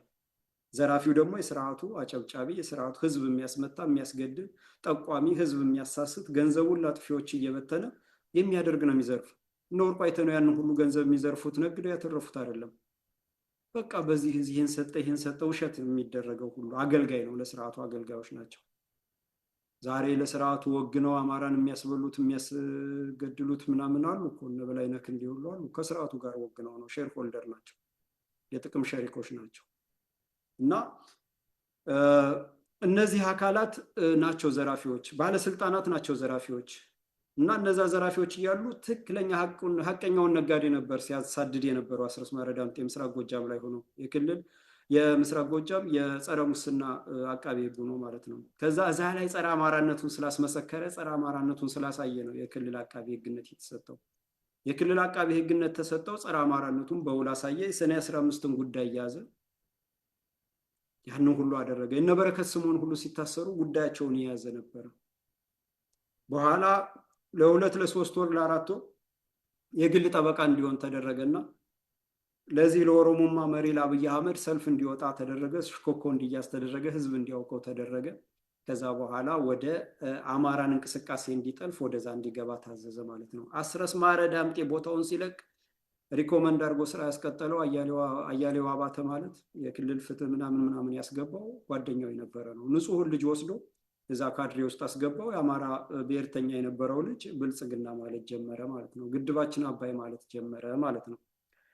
ስለዚህ ሰኔ 15 ላይ መሪዎችን ገለው ጀነራል አሳምነውን ለመግደል ሲባል ሌሎችንም አብረው ገለው ጎጃም ገዳይ ጎንደር ተገዳይ የሚል ትርክት ሲመጣ የዛ ሁሉ አራጋቢ ነው። ዛሬ ያንን ገልብጦ ትርክት ሲያወራ ጨካኝነቱ የአስረስ ጨካኔን ወያኔን ያስካደ ጨካኝ ነው አስረስ ማረ ዳምጤ ማለት። እኔ ያንን ተግባሩን ስለማቅስ የሰማሁትን የተናገረው ለእኔም የጻፈልኝን ስለማቅ ነው ጭካኔውን በዚህ ልክ ማለት ነው። ጸረ አማራነቱ ይህንን የማያውቅና ይህንን እንትን የማይል ተገደለ። እውነት መስሎት አብሮት አስረስ ታግሎ ያታግለኛል ያለ ጀግኖች እነ ዮሐንስ ስንት ጀግኖች ጎጃም ላይ የሉም? ስንት አስተማሪዎች የሉም? ስንት ዲያቆናት ቀሳውስት የሉም? ምሁሩ ጠቢቡ እንኳን መምህር ማናቸው የሚባሉት ሁሉ ተመርዘው ነው የተገደሉት። በወያኔ ተያዙ፣ በኦሮሞማ ተያዙ፣ በዛ ሁሉም ተመርዘው ነው የተገደሉት። ይሄንን ያስደረገ ነው ማለት ነው። እና ሰኔ 15ን እንደዛ አድርጎ አስማቀቁ ማለት ነው። ከዛ የወያኔ ወረራ መጣ። አማራ እየጠነከረ ሲመጣ እና አካሄዱ አላምር ሲላቸው አሁንም ሴራ ተፈተሸ። ምክንያቱም ኢትዮጵያ ፈራሽ ናት። ሰሜንኛ የሚባል ትግረኛ ተናጋሪ ሀገር ሊፈጠር ነው። ኦሮምኛ የሚባል ማዕከሉን የሚወጥ ነው እና ሶማሊያ የሚባል ነው እና አፋርና ሌላው ኢትዮጵያ ደቡቡ ተደምሳሽ ስለሆነ ኢትዮጵያ የሚቆረቆርና አማራ የሆኑ ጀነራሎች ከሰሜን እዝ እንዲጨፈጨፉ ተደረገ። ወያኔ ጨፈጨፈቻቸው፣ መኪና ነዳችባቸው ማለት ነው። ከዛ ሰሜን እዝ ገደለችው ምናምን ተባለና ለህዝቡ ተነገረው። ጦርነት ታወጀ። በዛ ጦርነት ወቅት ነው እንግዲህ እነዛ ስኳዶችን ነጋሻው መርሻ አላማጣ ኮረም ሲያዝ ኮረም ደህና ነች፣ አላማጣ ደህና ነች እያሉ ደብረ ብርሃን ደህና ነች ላይ የደረሱት ማለት ነው። ስኳድ አባላት ያንን እያደረጉ የሄዱት ማለት ነው። ወያኔ ወረራዋን ስትፈጽም ተከበው ታደሉ፣ በዚህ ወጣው በዚህ ገባው እያለ የትውልድ አካባቢው ሲያስደበድብ፣ ዘመዶቹን ሲያስጨርስ፣ ከአንድ ቤተሰቡ ያክስቱን የወንድሙን የምኑን ልጆች ሁሉ ሲያስፈጅ የነበረው ዘመነ ካሴ የአማራ ህዝባዊ ኃይል ምናምን ብሎ አቋቋመ። ሲቋቋም ያ ህዝባዊ ኃይል ሲቋቋም ከጅምሩ ጀምሮ አውቃለሁ። በውጭ ባለው ደግሞ የህዝብ ግንኙነት ነበሩ። አሁን አብረው ሌባ የሆኑት አሉ፣ በውጭ ያሉት ንጹሖች ደግሞ አሉ፣ ይመሰክራሉ።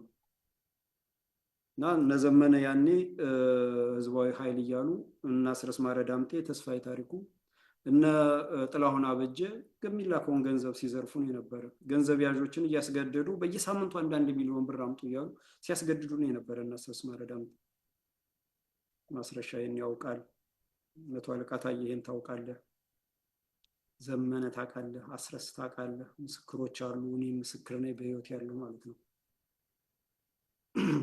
እንደዛ ሲያደርጉ ቆዩ። ህዝባዊ ኃይል ብለው ወጣቱን ሰብስበው አሰልጥነው እየታደነ ወጣቱ ሲገደል ፖሊስ ወንድማችን ነው ጸባጫሪነትን አቁሙ እያሉ ያሰለጠኗቸውን ኃይሎች ሲሳደቡ ነበር። መዝገቡ ሞጣ ላይ ሲገደል ለመዝገቡ ልቅሶ ከሉማሜ ከአምበር ከደብረ ማርቆስ ከምናምን ከደጀን የተነሱትን ወደ ሞጣ ወደ ቢቸና ሊሄዱ ሲሉ ወደ ሞጣ ሊሄዱ ሲሉ ተስፋዬ ታሪኩ ኬላ ላይ ቆሞ አትሄዱም፣ መንግስት ልታስቀይሙ ነው፣ አትሄዱም በቃ ምናምን እያሉ ወጣቱን እንትን ሲሉ ነበር። ያሰለጠኑትን በዚህ ልክ በተኑ። ተምጫ በረሃ ላይ በረሃ ሄደው ቁጭ ያሉትን 5 ወጣቶች በህዝባዊ ኃይል ስም ያሰለጠኗቸው በሃዴን ሂዶ ሲጨፈጭፋቸው አሁንም ፖሊስ ወንድማችን ነው ያለ ዘመነ ካሴ እነዛን አሁንም ወንጀሉን ወደ ሟቾች አደረገ። በአማራነታቸው የወጡትን መዝገቡን እጅ አልሰጥም አልንበረከክም ብሎ ከጠላት ከባህዴን ጋር ሲዋጋ ቆይቶ ቆስሎ ሐኪም ቤት ከገባበት እንኳን አውጥተው ሲጨፈጭፉት ልቅሶ እንዳትሄዱ ብለው ያገዱ ናቸው እነ ዘመነ ካሴ እና አስረስ ማረ ዳምጤ እነ ተስፋዬ ታሪኩ። ይህን ውጡና ተናገሩ። ታውቃላችሁ ከሐኪም ቤት ልቅሶ እንዳትሄዱ የታገዳችሁ ሁሉ ልጆች ወጣቶች አሁን ፋኖ ናችሁ።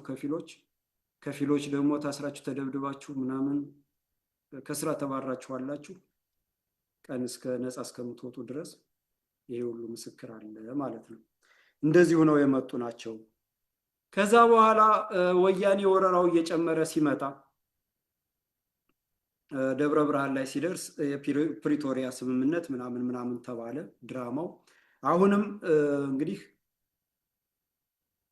ወያኔን እና ኦነግን ሻዕቢያን ስልጣን እንዲይዙ ለንደን ላይ ያደራደረ አሜሪካ ነው።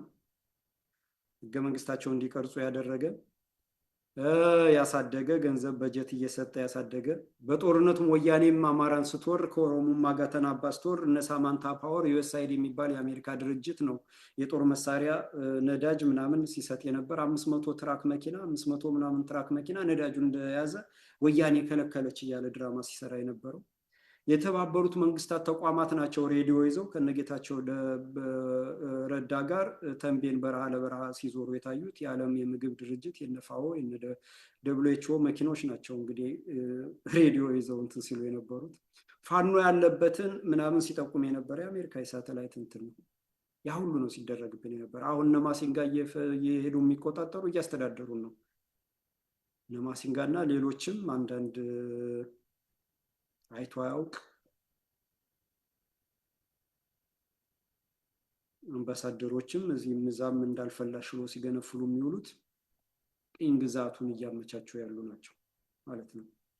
ስለዚህ በዚህ ሁኔታ ፕሪቶሪያ ስምምነት አሁንም አሜሪካ አስገደደችና አማራ በሌለበት ወያኔንና ኦሮሞማን ተደራደሩ ምናምን አስባለችና ሌላ ድራማ ወያኔ ትጥቅ ይፈታል ምናምን በሰላም በምናምን ብራሙ። ሌላው ወያኔ ደመቀ ዘውዱ በፕሪቶሪያ በህገ መንግስቱ መሰረት ወልቃይት እናስከብራለን ምናምን እያለ ህገ መንግስቱ ወያኔን አገር ሊያበቃ ታላቋን ትግራይ ሊያስመሰረት የተፈጠረ ህገ መንግስት ነው እንጂ አማራን ሊያጠፋ ነው እና በህገ መንግስቱ መሰረት ይላል። ወያኔነቱን እየተናገረ ነው። እኛ ቋንቋ ስለማይገባን ነው፣ አማራዎች ቋንቋ ስለማይገባን ነው። እና በእንደዛ መልክ መጣ። ከዛ አማራ በዛ ጦርነት ታጠቀ፣ ንብረቱ ወደመ፣ ሊጥ ሳይቀር ጫነ ወያኔ ጨፈጨፈ። በቤተ ክርስቲያን ተጸዳዱ። አማራ ከብቱን ሁሉ ፈጁት። በጉን ሁሉ ፈጁት። አማራን የሆነ ገደሉት። የወለዳቸውን ልጆቹንና ሚስቶቹን አማራ ናቸው ብሎ አርዷቸው ሄደ። የወያኔ ቅጥረኛ ወያኔው ማለት ነው፣ ትግሬው። እንደዛ አድርገው አማራን አዋረዱ፣ አማራን ፈጁት፣ እስከ ደብረ ብርሃን ድረስ አወደሙት፣ ምን አሉት ማለት ነው። ከዛ በኋላ አማራ ተነሳ ማለት ነው። ሲነሳ ቅጥረኛ ባንዳዎችን ወደ ጎን አድርጎ ራሱ ተነሳ። ሲነሳ የወራሪው ጦር የጎንደር ላይ ፍልሚያው ተቀጣጥሏል፣ ሸዋ ላይ ፍልሚያው ተቀጣጥሏል። ጎጃም ላይ አርፍዶ ነው የተነሳ። የወራሪውን ጦር አርፍዶ የተነሳው ጎጃም ከሁሉም በባሰ ድራሹን አጠፋው ማለት ነው። የወራሪውን የኦሮሞማ ጦር ነው የኢትዮጵያ መከላከያ ምናምን የሚባልን ሰው የሚልን አጥፊ ማጭበርበሪያ ስም ነው። የኢትዮጵያ መከላከያ ሰራዊት የሚል ወንጀለኛ ነው። ገዳይ ወራሪውን ጦር ህጋዊ ለማስመሰል ነው። የኢትዮጵያ መከላከያ ሰራዊት ከአፄ ኃይለ ሥላሴ በኋላ የለም፣ ጠፍቷል። ወራሪ ነው የሆነው፣ ገዳይ ነው የሆነው፣ አፋይ ነው የሆነው። ከዛ በኋላ ቅሪቱንም ስሪቱንም ወያኔ አፍርሰዋለች። የወያኔን ተገንጣዮችን ወራሪዎችን ርዕዮተ ዓለም ሊያስፈጽም የተቋቋመ ሰራዊት ነው። እዛ ውስጥ ያለ አማራ ከሆነ ቅጥረኛ ባንዳ ነው። ጠላትን ያገለገለ፣ ወገኑን ያስገደለ፣ ወገኑን ዘር ማጥፋት ያስፈጸመና ሀገር እንዲፈርስ የሰራ ነው ማለት ነው። በዛ ልክ ነው ማየት ያለብን። እና ወራሪውን ጦር ያረገፈው የጎጃም ወጣት፣ የጎጃም አማራ የጎጃም እዝን መሰረተ ማለት ነው። የጎጃም አማራ ያንን ጠላት ወር እንደዛ ያረገፈው በአርበኛ ታዱ አንተነህ እየተመራ ነው። በነዝናቡ አለቃ አርበኛ ታዱ አንተነህ ዛሬ ማንም ስሙን አይነሳው፣ ጠላትን ያንቀጠቀጠ ነው። እነዘመነ እንደ ሾህ የሚፈሩት ናቸው። እነዘመነ አይወዱትም። ለምን? ሂድ ከዚህ ነው የሚለው። ሂድ አንተ ሆዳም ነው የሚለው። እኔ እየሰማው ሂድ ከዚህ ሆዳም ዘረጦ ሲለው ሰምቻለሁ። ለምን? ባንዳነቱን ስለሚያውቅ ነው። ያ ወያኔ ከዛፍ ጋር እያሰረ ሲገርፈው የኖረ ነው አርበኛ ታዱ አንተነህ ፋኖ። እና የኦሮሞማን ጦር ያረገፈው እሱ ነው። እሱ የሚመራው ጦር ነው። በኋላ እሱ ሲሰዋ እየፈረጠጠ ባለ ጦር እሱ ሲመታና ሲሰዋ ነው እነ ዝናቡ መሪ ሆነው የመጡት። ዛሬ የአርበኛ ታዱ አንተነህን ስም አንስቶ የሚያውቅ የለም። ታሪክ ግን ያነሰዋል። ሐውልት ይቆምለታል። ነገ መሀል አዲስ አበባ ላይ ሐውልት ይቆምለታል።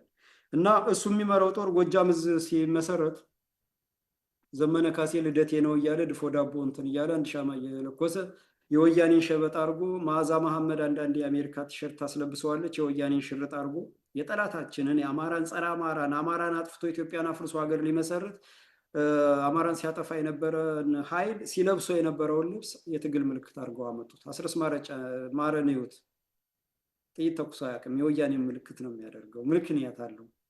የአባቶቻችን አርበኝነት የፋኖ አለባበስ ይሄ የወራሪ አለባበስ አይደለም። የወራሪ የምናምንቴ የሀገር አፍራሽ የካሃዲ አለባበስ አይደለም። ይሄ ካሃዲነት የባንዳነት ምልክት ነው። የወያኔ የትግል ምልክት አገር ለማፍረስ፣ አገር ለመጨረስ፣ ህዝብን ለማወክ በዘር በሃይማኖት ከፋፍሎ የውጭ ተላላኪ የሆነ የካሃዲነት ምልክት ነው። ይሄ ምልክት ማለት ነው። ያንን ለብሶ እየተወሸቀ ሽሮ ይጠብስ ነበረ።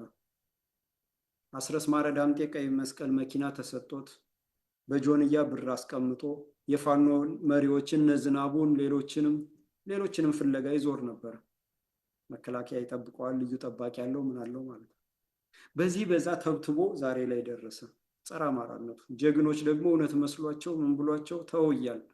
ጎጃም እዝና የአማራ ህዝባዊ ኃይል የሆነው በአዴንና የጎጃም እዝ ዘይትና ውሃ አይቀላቀልም እያልን አልሰማንም። የሚሰማን አጣን። ምክንያቱም እነዚህ ባንዳዎች ሴራ ያውቃሉ፣ ምን መናገር እንዳለባቸው ያውቃሉ፣ ማንን ማናገርና ማንን መቆጣጠር እንዳለባቸው ያውቃሉ። ከውጭ ያለው ሚዲያ ደግሞ ያጦዛሉ ማለት ነው። እነ ዝናቡ የሚያስመዘግቡትን ድል እነ ሀብታሙ አያሌው፣ ዘመነ ካሴ እያሉ ይዘግቡ ነበር ማለት ነው። ይህ ሁሉ የወያኔ ውላጅ ነው። የጸረ አማራው ኃይል ውልድ ፍጥረት ነው። በእንደዛ ልክ የጎጃም እዝን ተቆጣጠሩት። አፋጎ ብለው መሰረቱ ማለት ነው። ከዛ በኋላ ጀግኖች እየተመረጡ አለቁ። ከዛ በኋላ አፋጎ ካሉ በኋላ ድራማው ጀመረ እና አስረስ ድራማው ጀመረ። 100 ተራሮች ምናምን እያሉ የአማራን በሙሉ ፕሮፓጋንዳ ለህዝቡ ፋኖ ያለ እያስመሰሉ ውስጡን ቦርቡረው በሉት። ጀግኖችን አስፈጁ። ለስብሰባ እየጠሩ በድሮን አስመቷቸው። በሚያደፍጥ ገዳይ ራሳቸው እየመደቡ አስገደሏቸው። ብዙዎች ጀግኖች ረገፉ ማለት ነው። አቀስታ ላይ ኤፍሬምን ያስገደሉት እነ ዘመነ ካሴ በኋላ ሌላውንም አስፈጁት ማለት ነው። አስፈጁት። እንደዛ እያደረጉ መጡና ከዛ ዘመነ ካሴ አሁንም ትግሉ እያየለ ሲሄድ ዘመነ ካሴ እስክንድር ነጋ የሚባል ድራማ ተጀመረ። ያቺ ዘመነ ካሴ እስክንድር ነጋ በጣም ወሳኝ ወቅት ነበረች። ምክንያቱም ኦሮሞማም ሆነ ወያኔ ተስፋ ቆርጦ እና አብይ አህመድም የቤተ መንግስት ውድ ዕቃ አልማዙን፣ ወርቁን፣ የከበረውን ሀብት በሙሉ ጭነው ሸክፈው ሊወጡ እየተዘጋጁ ባሉበት ሰዓት ዘመነና እስክንድር የሚባል ንትርክ አምጥተው ወደዛ ወደዚህ ብለው እናስረስ በቃ አንድነት ምናምን ብለው ዘመነ እስክንድርን የተመረጥኩ ይላል። ሌላው እንሽላሊት እባብ የሆነ ጸረ አማራ ጸረ ኦርቶዶክስ ነው፣ ቤተክርስቲያን ምናምን ይላል። ጸረ ኦርቶዶክስ ነው እስክንድር። ከሃዲ ነው፣ የሰለጠነ ባንዳ ነው። የተሰጠው ገጸ ባህሪ እንደዛ ምስኪን በመምሰል ህዝቡን እንዲያታልል ነው እና ዛሬ ራቁቱን ቀርቷል። አሁንም ቢሆን ተደብቆ ቢንቀሳቀስም ድምፁን አጥፍቶ አሁንም ቀን ጠብቆ ሊመጣ እስከሚሞት ድረስ እድሜያቸው እሱና ሻለቃ ዳዊት 3 ትውልድ በልቶ 4 ትውልድ ሊበላ ከመሞቱ በፊት 4ኛ ትውልድ በልቶ ለመሞት መከራውን እየበላ ነው። አሁንም የሽግግር መንግስት እያለ እና አስረስ ማረ ዳምጤን ይዞ ወያኔን ይዞ አሁንም አማራን ሊያስበላ ከፍ ዝቅ እያለ ነው። ሌሎችን ውሪያዎችን ከሱ በታች የሆኑ ግልገል ባንዳዎችን ይዞ እና አምባሳደር ምናምን የሚባሉ ብርሃነ መስቀል ምናምን የሚባሉትን ሰብስቦ አማራ የለም አማርኛ ቋንቋ ወታደር ነው ሲሉን የነበሩትን አንዳርጋቸው ጽጌ አባቴ ስሙን የቀየረ ከኦሮሞነት ወደ አማራ የቀየረ ተሳቆ ነው ምናምን የሚልን በማንነቱ የሚያፍር ወራዳውን ሁሉ ሰብስበው ትርምስ የሚያደርጉት ማለት ነው። እና ዘመነና እስክንድር የሚባል እንትን አመጡ። ከዛ በኋላ አፋሕድ ተፈጠረ ተባለ። እስክንድርን እንግዲህ አፋሕድን በወርቅ የተፈተነ ድርጅት በሳት የተፈተነ ወርቅ ሆኜ ወጣው ምናምን አለ። ለማሲንጋ ደብዳቤ ጻፈ ያልተጠየቀበትን ከአራቱም ክፍለ ሀገር ወኪል ይዤ እመጣለሁ ጠብቁኝ ምናምን አለ። ይሄ ነው እንግዲህ እስክንድር ነጋ ማለት እንግዲህ ሲጀምር ዳግማዊ መላው አማራ ህዝብ ድርጅት መላው አማራ ህዝብ ድርጅትን ፕሮፌሰር አስራትን ገለው ድርጅቱን ወደ ኢትዮጵያ ሲቀይሩት ቅጥረኛ ባንዳዎችን ልደቱ አያሌው ሲቀይሩት መላው አማራ ህዝብ ድርጅት ውስጥ የነበሩ ጀግኖች ዳግማዊ መላው አማራ ህዝብ ድርጅት ብለው ሲመጡ እዛ ውስጥ አብሮ ገብቶ ያፈረሰ ነው። ተልኮ ተሰጥቶት ራሱ ተናግሯል። ተልኮ ተሰጥቶ ገብቼ ተልኮዬን ጨረስኩ ያለ ነው እና ከዛ በኋላ ጋዜጠኛ ሆነ። ከዛ ባላደራ አለ። ባላደራ ብሎ አዲስ አበባ ላይ እያምታታ ህዝቡን ለውጥ የሚያመጣ የሚታገል መስሎ ህዝቡ በሱ ላይ ተስፋ ሲያደርግ ኦሮሞማ ስራውን እየጨረሰ ወያኔም በዛ ስራውን እየጨረሰ አማራው በዚህና በዛ እየተንገላታ እንዲያልቅ በታሪክም በቅርስም በማናቸውም ማስረጃና መረጃ የአጽመ ርስቱ ባለቤት የሆነውን አማራ ነቅሎ ለወራሪ ለመስጠት ሲል አዲስ አበባ ለአዲስ አበባ የሚል ሰጠ። አዲስ አበባ የሚል ምንም የማይጨበጥ ማንነት ፈጠረ። በዛ ተነድቶ ህዝቡ ሲያጨበጭብ አዲስ አበባ የኦሮሚያ ነው ተባለ።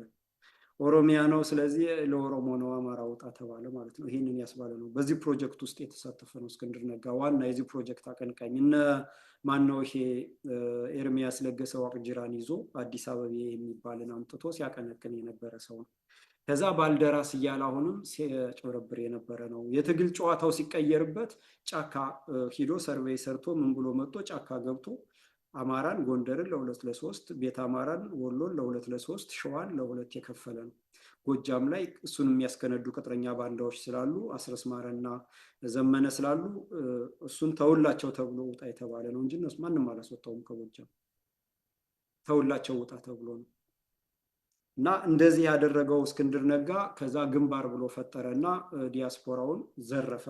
4-5 ሚሊዮን ዶላር የተነገረ ወደ 2 ሚሊዮን ዶላር ያልተነገረና በየአካውንቱ የገባ ሌላ 2-3 ሚሊዮን ዶላር ሻለቃ ዳዊት በግል ሰብስቡ እያለ በየግል አካውንቱ የግንቦት 7 ሰዎች እንዲሰበስቡ ያስደረገው ካናዳ ላይ በግል ሰብስቡ ብሎ ሻለቃ ዳዊት በሰጠው ትዕዛዝ የማውቀው ነው የተደረገው ነው የምነግራችሁ። በግል አካውንት ሰብስቡ እያለ ያሰበሰበው ሁሉ ማት ህዝብ ተዘረፈ ማለት ነው። ቃል ተበላ፣ እምነት ተካደ ማለት ነው። ከዛ በኋላ በአማራው ገንዘብ ራሱ ፋኖን ለግንባሩ ትገብራለህ አትገብርም እየተባለ እንደ ቅጥረኛ ወታደር ፋኖን ሊገዛ ገባ ማለት ነው እስክንድር ነጋ። እኔ የአማራ ህዝብ ወታደር ነኝ እንጂ ቅጥረኛ አይደለሁም በገንዘብ ምሸጥ ሚሽነሪ አይደለሁም ስላለ ውባንታ ባተ ከስኳዶች ጋር ገጥሞ እስክንድር ነጋ አስገደለው ማለት ነው። ውባንታ ባተ ተገደለ። ከዛ በኋላ ትላንት እጅ የሰጠው እያሱ አባተ የሚባል ፕሮፌሰር ተብሎ ስም ተሰጠው። ሌላ አሁንም ባንዳ አሁንም ፋኖ ውስጥ ያለ ጌታ ስራደ የሚባል እሱም ፕሮፌሰር ማዕረግ ተሰጥቶት ውባንተን አስገድለው እነዚህ ባንዳዎች ወደፊት መጡ ማለት ነው። ከዛ በኋላ እነ ከፍ ያለውን ኮሎኔል ታደሰን ሁሉ አስገደሉና ተቆጣጠሩት ማለት ነው። እንደዚህ ነው እየተደረገ የመጣው ማለት ነው። ከዛ ግንባር ፈጠረ። እንግዲህ ባላደራን ዳግማዊ መላው አማራ ህዝብ ድርጅትን አጠፋ። አማራ የሆነና የአማራ የሆነን እየተከተለ ማጥፋት ነው። ጋዜጠኛ ነኝ አለ፣ ባላደራ አለ። አዲስ አበባን ከአማራ ባለቤትነት ወደ አዲስ አበቤነት ቀየረ። ከዛ ባልደራስ አለ። ከዛ አሁንም ጥሎ ጠፋ፣ ግንባር ብሎ ፈጠረ። ከዛ ህዝባዊ ሰራዊት አለ። ከዛ ህዝባዊ ድርጅት አለ ማለት ነው። ህዝባዊ ድርጅት አለ ማለት ነው። እና እስክንድርና ዘመነ በቃ ህዝቡን ከፋፈሉት፣ የህዝቡን አታከቱት፣ ፋኖ እንዲሰለች ያደረጉት፣ አገዳደሉት። ሚዲያ ሁሉ እንዲከፈል ተደረገና ትኩረት አቅጣጫ ተቀይሮ ወደ 4 ኪሎ ሲኬድ የነበረው ወደ እርስ በርስ ዞረ ማለት ነው። ያ ከፍተኛ ተርኒንግ ፖይንት ነው። አስረስ ማረ ዳምጤ ብቃቱን ያስመዘገበበት ወቅት ነው ያ። እነ ተመስገን ጥሩነህ ቀና ብለው የኛ ስራ ነው ብለው በኦሮሞማዎች ላይ በነሽመልስ አብዲሳ ቀና ብለው እንዲሄዱ ያስደረገ ፕሮጀክት ተሰራ በእነ አስረስ ማረ ዳምጤ ማለት ነው። በእነ አስረስ ማረ ዳምጤ እስክንድር ዘመነ ጨዋታ ማለት ነው። ያሰዶ ማሳደድ ማለት ነው። እና እንግዲህ አስረስ ወያኔ ጋር አብረን እንሰራለን ይላል። እስክንድር ደግሞ የ6 ዓመት በፊት የነበረውን እንትወው ይላል። ወያኔን ነው አሁን ባለው ይቅርታ አደርጋለሁ ምናምን ብሏል። እንዴት ነው የምናምነው እያለ እስክንድር ይሰብካል። ፋኖውን እየሄደ ማለት ነው። ኃይል የእግዚአብሔር ነው ምናምን ይላል። ድል ለዲሞክራሲ ምናምን ይላል። ዲሞክራሲ የጭራቁ ዓለም ቋንቋ ነው። አፍሪካን የሚጨፈጭፉበት፣ አፍሪካን የሚያታልሉበት፣ አፍሪካን ቅኝ የሚገዙበት ቋንቋ ነው እንጂ ዲሞክራሲ የሚባል ሪል ዲሞክራሲ የለም። በየትኛውም ዓለም የለም የለም። አሜሪካ 2 ፓርቲ ያለ፣ ሀብታሞች 2 ቅጥረኛ አምጥተው ይለቃሉ። ህዝቡ እነዛ ቅጥረኛ ላይ ሲፋጭና ሲጋጭ ይውላል እንጂ ዲሞክራሲ የለም። ከየት እንደመጡ አያውቃቸውም ህዝቡ። እነዛ በ2 ፓርቲዎች በግራና በቀኝ ተሰልፈው የሚመጡት እና እንዲህ አይነት ድራማ ሰዶ ማሳደድ ቀጠለ ማለት ነው። ከዛ እና አስረስና እነ ዘመነ የክልል ወኪል ሆኑ። እስክንድር የፌዴራል ወኪል ሆኖ ድርድር የሚባለው ጨዋታ ተጀመረ። ከድርድርን ማያቅ ምናምን መዓዛ መሐመድ በአሜሪካ ተመልምላ በወያኔ እጩ አቅራቢነት አሜሪካ አጽዳቂነት ሂዳ በእነ አንቶኒ ብሊንከን ተሸለመች። በቃ አማራውን ቅጥረኛ ባንዳውን እየያዘች ስቴት ዲፓርትመንት በሩ ተከፈተላት ማለት ነው። የፈረንጅ ላም የሚመስለው ሰውነቷን በዚህና በዛ ብላ ዛሬ እስክሪብቶ አሳከለች ምናምን በአማራ ገንዘብ ማለት ነው። ከፍተኛ ገንዘብ በማውጣት ነው። እና ያ ገንዘብ ደግሞ በአማራ ህዝብ የተሰበሰበ ገንዘብ ነው። በድሃው በተፈናቀለው ገንዘብ የተሰበሰበ ማለት ነው። እንደዛ እየተደረገ መጨረሻ ላይ አፋብኃ ተፈጠረ። አፋብኃ ሲፈጠር እና አስረስ ማረ ዳምጤ አሁንም ቦታውን እኛ ካልያዝ ነው አሉ። ወያኔ ካልያዘው ማለት ነው። አስረስ ማረ ዳምጤ እኛ ካልያዝ ነው ካለ ወያኔ ካልያዝ ነው ማለት ነው። ዞር በል ሲባል ጎጃም አገር ይሆናል አሉ። ጊዜው የውሃ ፖለቲካ ነው አሉ። አንድ ቄሮ የኦሮሞ ቄሮ የነበረ አዲሱ ደርቤ የሚባል እሱ በአክቲቪስትነት ተቀጠረላቸው። ያ ቄሮ ወጣና ጎጃም ምናምን ሰፊ ነው፣ እንደ ክፍለ ሀገር አይደለም፣ ሀገር መሆን ይችላል፣ ጊዜው የውሃ ፖለቲካ ነው ምናምን ማለት ጀመሩ። በዛን ወቅት የተቃወሟቸውን በስድብ አሸማቀቋቸው። እነ ሀብቴ ወልዴ እነ ማነው ሄኖክ ምናምን በሙሉ አዋረዷቸው። እና አስረስ ማረ ዳምጤ ፈተው የሚለቋቸውን ውሾች ፈተው ለቀቁ፣ ተሰደቡ። እነዛ መጀመሪያ ምልምል ስለሆኑ እግዚአብሔር ይወቀው። እነ ሀብቴ ወልዴ መጀመሪያ ምልምል ይሁን እግዚአብሔር ይወቀው። በዛ ስድብ ተሸማቆ ይሁን እግዚአብሔር ይወቀው። በዛ ህዝብ ተሸማቆና በስድቡ ተሸማቆ ከሆነ ለእነ አስረስ የገበረው ከመጀመሪያም አይጠቅምም ማለት ነው፣ ሽንታም ነው ማለት ነው። እነ ሄኖክም በእነ አስረስ ስድብ ተሸማቀው ከሆነ ለእነ አስረስ የገበሩት ከጅምሩም አይጠቅሙም ማለት ነው፣ ሽንታሞች ናቸው ማለት ነው። ስለዚህ አድሎ የሚያሳየው ከጅምሩ ምልምሎች ነበሩ ማለት ነው፣ ቅጥረኞች ነበሩ ማለት ነው፣ ድራማ የሚጫወቱ ነበሩ ማለት ነው። ከዛ እዛ ውስጥ ሆነው ወደዛና ወደዚህ ሲያስብሉ ቆይተው ይሄ የወያኔ ቅጥረኛ ከትግሬ ህዝብ ጋር ስንሰራ ነው እያሉ ህዝቡን አለማመዱት። ቀጠናዊ ትስስር ብለው አንድ የአገው ሸንጎ፣ የአገው ህዝብና የአገው ሸንጎ ይለያያል። የቅማንት ህዝብ የሚባልና የቅማንት ኮሚቴ ይለያያል። የቅማንት ኮሚቴ ወያኔ ማለት ነው፣ የአገው ሸንጎ ኦሮሞማ ወያኔ ማለት ነው። እነዚህ ጠላቶች ናቸው። ህዝቡ ግን ህዝብ ነው፣ አማራ ነው፣ እናት አባት ነው፣ እኩል ነው፣ ከአማራ ህዝብ እኩል ነው። አንድ ነን። ወያኔ የፈጠረው ማንነት ነው። አማራን ከውስጡ ለመበታተን የሄደበት መንገድ ነው። አልሳካለት ሲል ነው የአገው ሸንጎ ብሎ ያመጣ። እነ ጀዋር መሐመድ የፈጠሩት በእስልምና በክርስቲያን ሄዶ አልተሳካም። ጎንደር ህብረት ብለው አልተሳካም። የቅማንት ኮሚቴ ብለው መጡና ለማንተ ገብረ ስላሴ እና የራሳችን ወገን ቅማንት ነን እያሉ ራሱ ቅማንቱን አማራው አረደው ብለው ራሳቸው በወያኔ ያሳርዳሉ። አማራውን በወያኔ ያሳረዱና ቅማንት አሳረደህ እያሉ እርስ በርስ ያባሉ የነበሩ አካሄዶች ናቸው። የከፋፍለህ ግዛው ሴራ የጭራቁ ዓለም ፖለቲካ ነው ይሄ። እና ያንን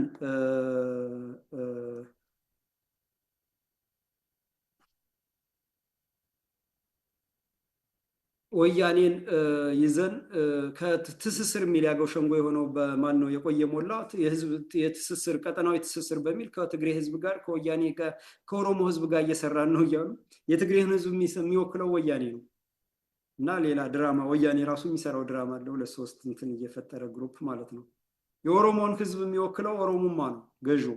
ዛሬ ያላጠፋው ነገ ያጠፋልና ማጥፋት ሲጀምር ጨርሳ አጥፋው፣ ቤቱንም አቃጥለው አሻራውን አጥፋው፣ ማንነቱን ደምስሰው እምነቱንም አጥፋው የሚል የወራሪነት የገዳ ከገዳ የወረሱት ድሮ ከ16ኛው ክፍለ ዘመን 28 ነገድ ያጠፋውን የገዳ ስርዓት የወረሱትን ነው እና ሰፋ ጃለታ የጻፉት ኦሮሞማ ርዕዮተ ዓለም ማለት ነው። በዛ የሚመራ ነው። ስለዚህ ከኦሮሞ ህዝብ ጋር ተነጋገርን ማለት ከኦነግ ጋር ተነጋገርን ማለት ነው። እንደዛ ብለው ህዝቡን ሲያለማምዱ ቆዩና ዘመነ ካሴ ሄዶ ከአቦይ ስብሃትና ከጀዋር መሐመድ ጋር ቁጭ አለ ማለት ነው። ይሁን እንዴት አመጣጡ። ከዛ ቁጭ አለ ጠላት ወያኔን ማለት እንግዲህ የፈጸመችውን እኔ አልናገርም። ጀዋር መሐመድ ምን እንደፈጸመም እንዴት እንዳስገደለን እኔ አልናገርም፣ ታውቁታላችሁ ማለት ነው። ከዛ ጋር ሂዶ ተቀመጠ የቅጥረኛ ባንዳ ማለት ነው። ከዛ ሄዱና መጨረሻ ላይ ከወያኔ ጋር አብረን እንሰራለን ጽምዶ ነው ምናምን ብለው መጡ። ኦነግ ማለት ከፊሉ ትግሬ ነው። ከኤርትራ ከነትጥቁ የገባ ነው። አዲያን የሚባል ኃይል ምንም እንኳን ቅጥረኛ ባንዳዎች ቢመሩትም ጦሩ አማራ ስለነበረ የጎንደር የጎጃም አማራ የቤት አማራ ስለነበረ አማራ በሙሉ ስለነበረ ትጥቁን ፈቶ ነው የገባ። ትጥቁን ፈቶ በእግሩ ነው የገባ። ግንቦት ሰባት ምናምን ተብሎ ግንቦት ሰባትም ገብቶ ወረታ ላይ ታጉሮ ነው የነበረ እስር ቤት። ከጀርመን ከምናምን የተሰጠ ገንዘብ ምናምን ተብሎ እነ አንዳርጋቸው ጽጌ እነ ማን ነው ብርሃኑ ነጋ ገንዘቡን በሉት እነዚህ ጸረ አማራዎች ማለት እንደዛ ሆነ የመጣ ነው። ስለዚህ ኦነግ ግን ሲገባ ከነትጥቁ ከነምኑ እና አቦይ ስብሃት ተቀብለው ከፊሉ ከሚሴ ያሉት የወረራ ስም ትክክለኛ ስሙ ምድረገኝ ላይ እንዲመሽግ ከፊሉ ወለጋ እንዲገባ የተደረገው ማለት ነው። እና አቦይ ስብሃት ተቀብሎ ያስተናገደው ኃይል ማለት ነው። ያንን የአማራ የትግል አጋር አድርገው መጡ።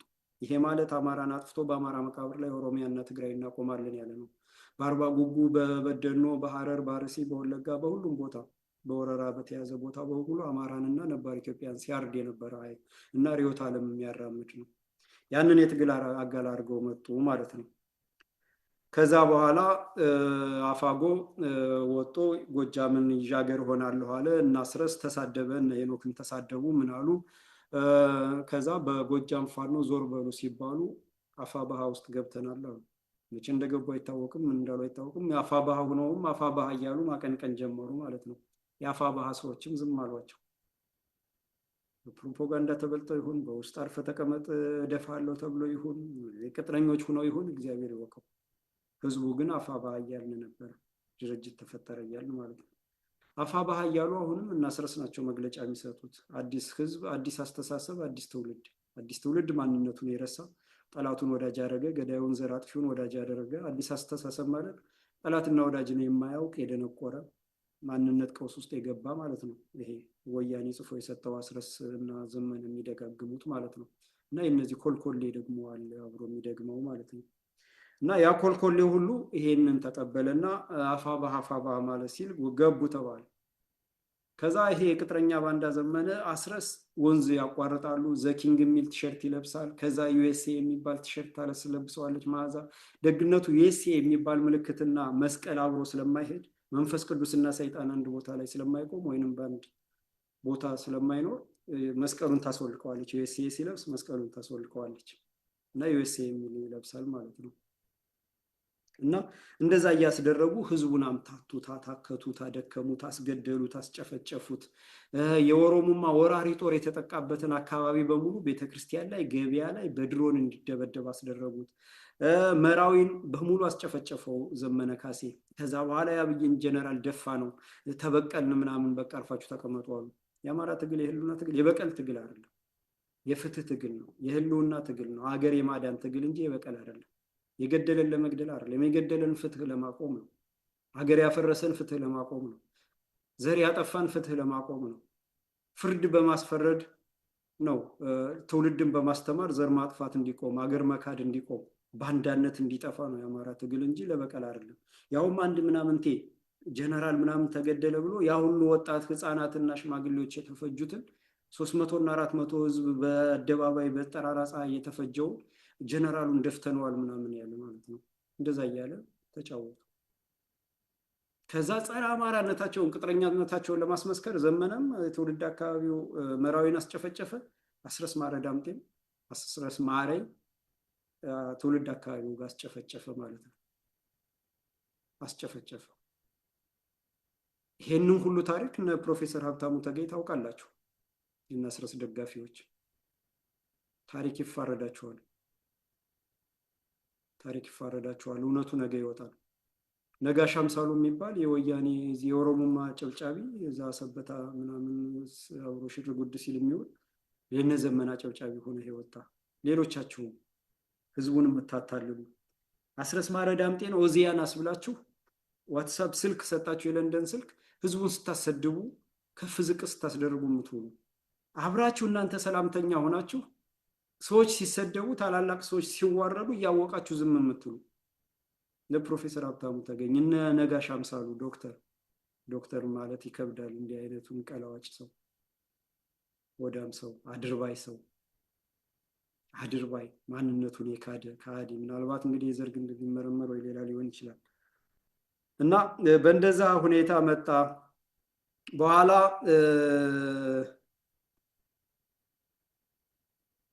አፋባሃ ውስጥ ገብተው አፋባሃ እንደዛ አደረጉ። አፋባሃ ውስጥም ገብተው አፈላጭ ቆራጭ ሆኑና አስረስ ማረ ዳምጤ ሰሚ አጡ። እነ ዘመነ ካሴ ሰሚ አጡ፣ ትኩረት አጡ። ሁሌ መንገዳቸው ወደታች ሆነ።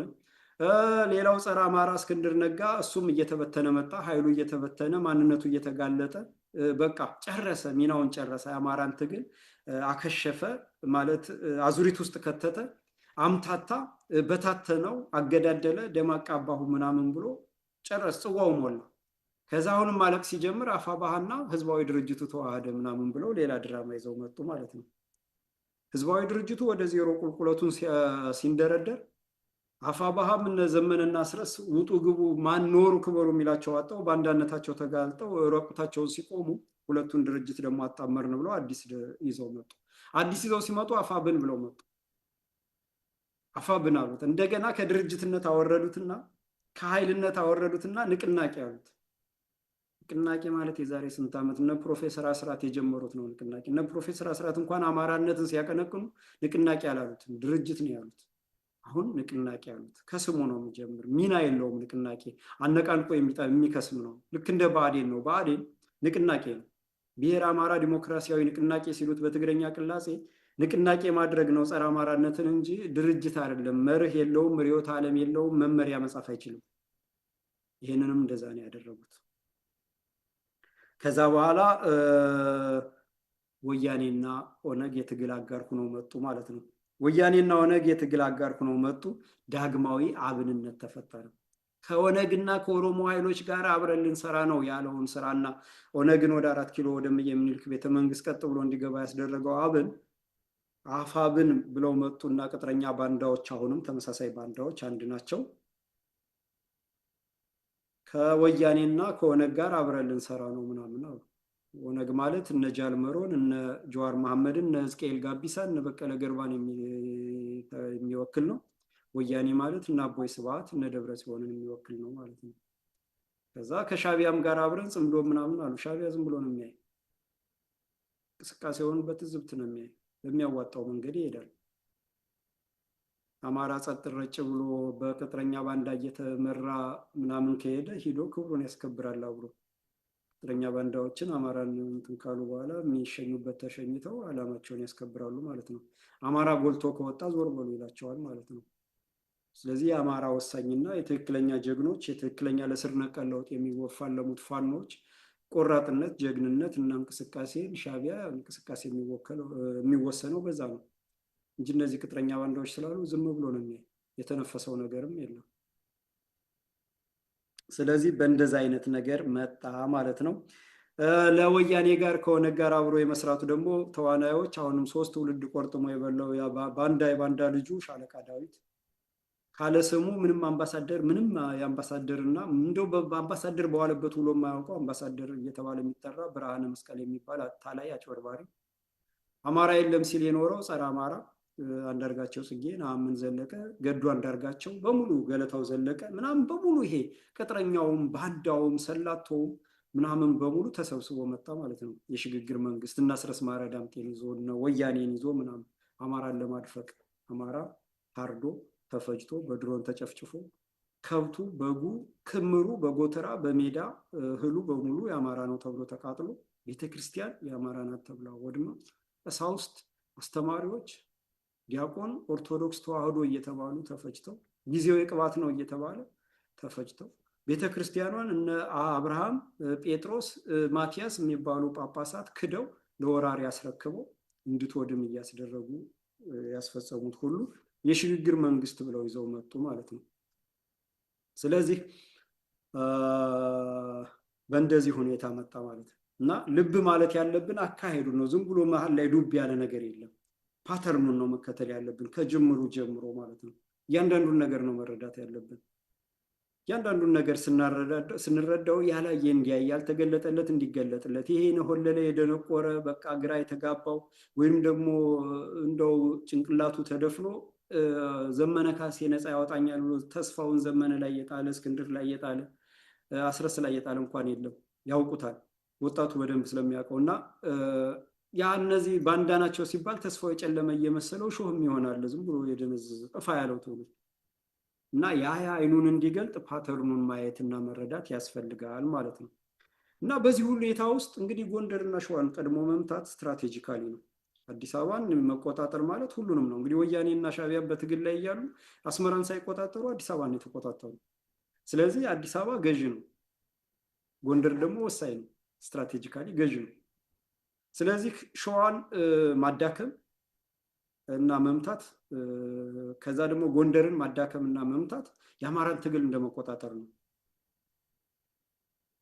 ስለዚህ ሁለቱ ላይ ተዘመተ። መሪ አልባ እንዲሆኑ ተደረገው። ጎንደርን ጎንደር ህብረት ብለው መሰረቱ እና አቦይ ፀሐዬን ማነው ፕሮፌሰር አለማንተ ገብረስላሴ እና የነሱ ቡድን የጎንደር ህብረት አባላት በሙሉ እነ መሐሪ ካሳሁን ምናምን የሚባሉት በሙሉ እንደዛ አድርገው ጎንደሬነት እየተባለ የዚህ ማጫፈሪያ ደግሞ የጎጃም አሊያንስ ምናምን ተብሎ በነ ማንም የሚባል አንድ ግማሽ ኤርትራዊ በሆነ ሰው በእንደዛ ተመሰረተ። ከዛ ወሎ ህብረት ምናምን ተባለ።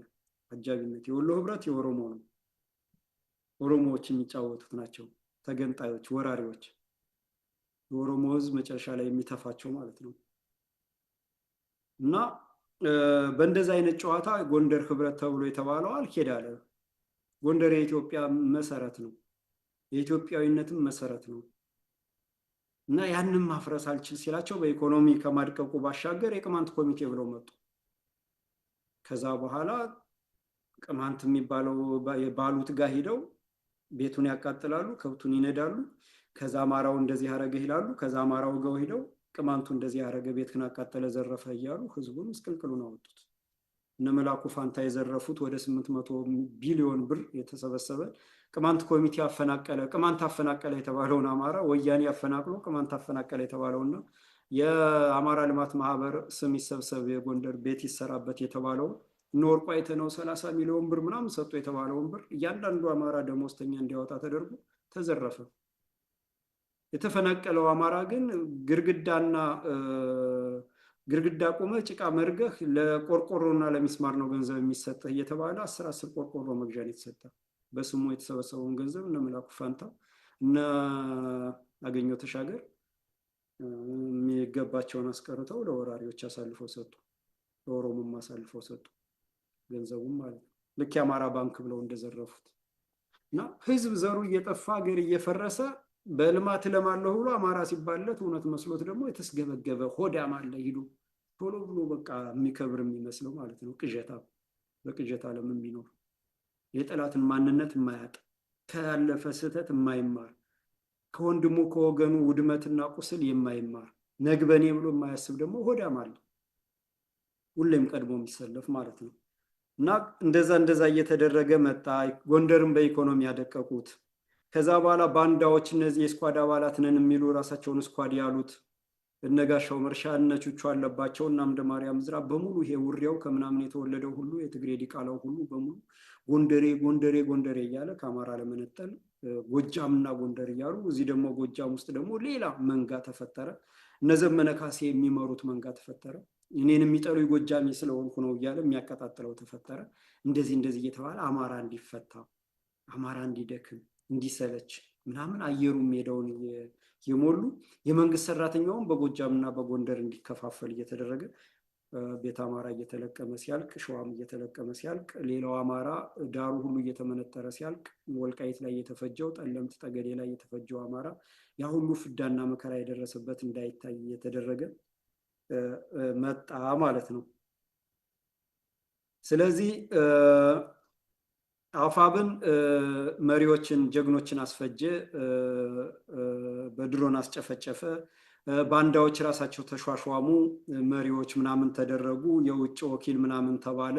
ቅጥረኛ ባንዳው ለይቶ ወጣ። ማን ቅጥረኛ፣ ማን ባንዳ፣ ማን ሆዳም፣ ማን አጨብጫቢ፣ ማን ደግሞ ጸረ አማራ እንደ አስረስ ማረ ዳምጤ፣ እንደ ዘመነ ካሴ፣ እንደ እስክንድር ነጋ አይነት ጨካኝ ማን ባንዳ እንደሆነ ማንነት ታወቀ ማለት ነው። ጀግናው ፋኖ ታዘበ፣ እየሞተ እየቆሰለ ወንድሞቹን እየቀበረ እህቶቹን እየቀበረ የእናት አባቱን ሀብት እያስወደመ ያየውን ሁሉ ማን ምን እንደተባበረ እያወቀ መጣ ማለት ነው።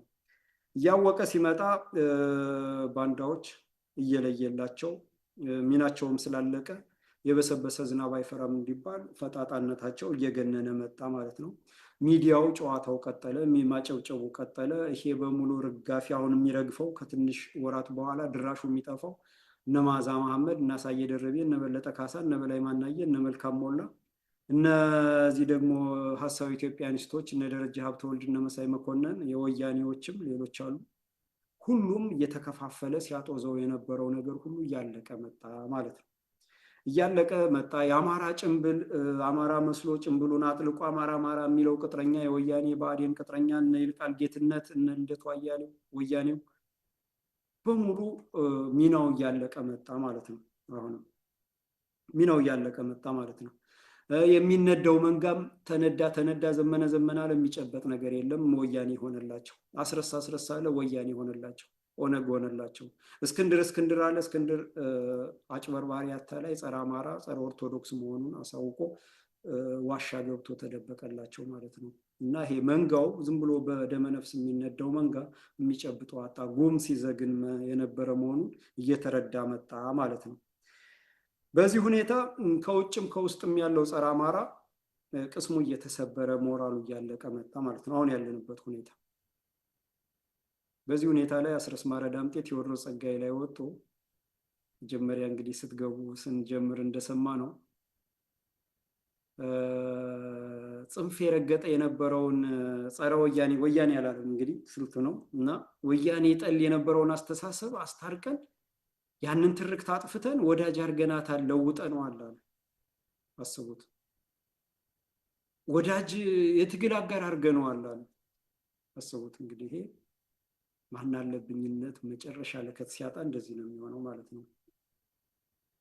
ነገ በቃ ተስፋ ቆረጠ። ይሄ የህዝብ ፍርድ እየጠበቀው እንደሆነ ህዝቡም አይቶት እንደ ድሮ አስረስ የሚለው ሳይሆን ይሄ ባንዳ የሚለው መሬት ላይ እያዳመጠ ስለሆነ ጆሮ ጠቢውና ቅጥረኛው ይሄ መፈወዝ መቀላቀል እያለ የሰገሰገው ሁሉ የሚያቀብለው ወሬ ጸረ አስረስ መሆኑን አስረስ ወያኔነትን የሚወራ እንጂ አስረስን በአማራ የሚቆጥር አለመኖሩ ሲረዳ ወያኔ ጠል የነበረውን ትርክት ሰብረን ወያኔን የትግል አጋር አርገናታል አለ።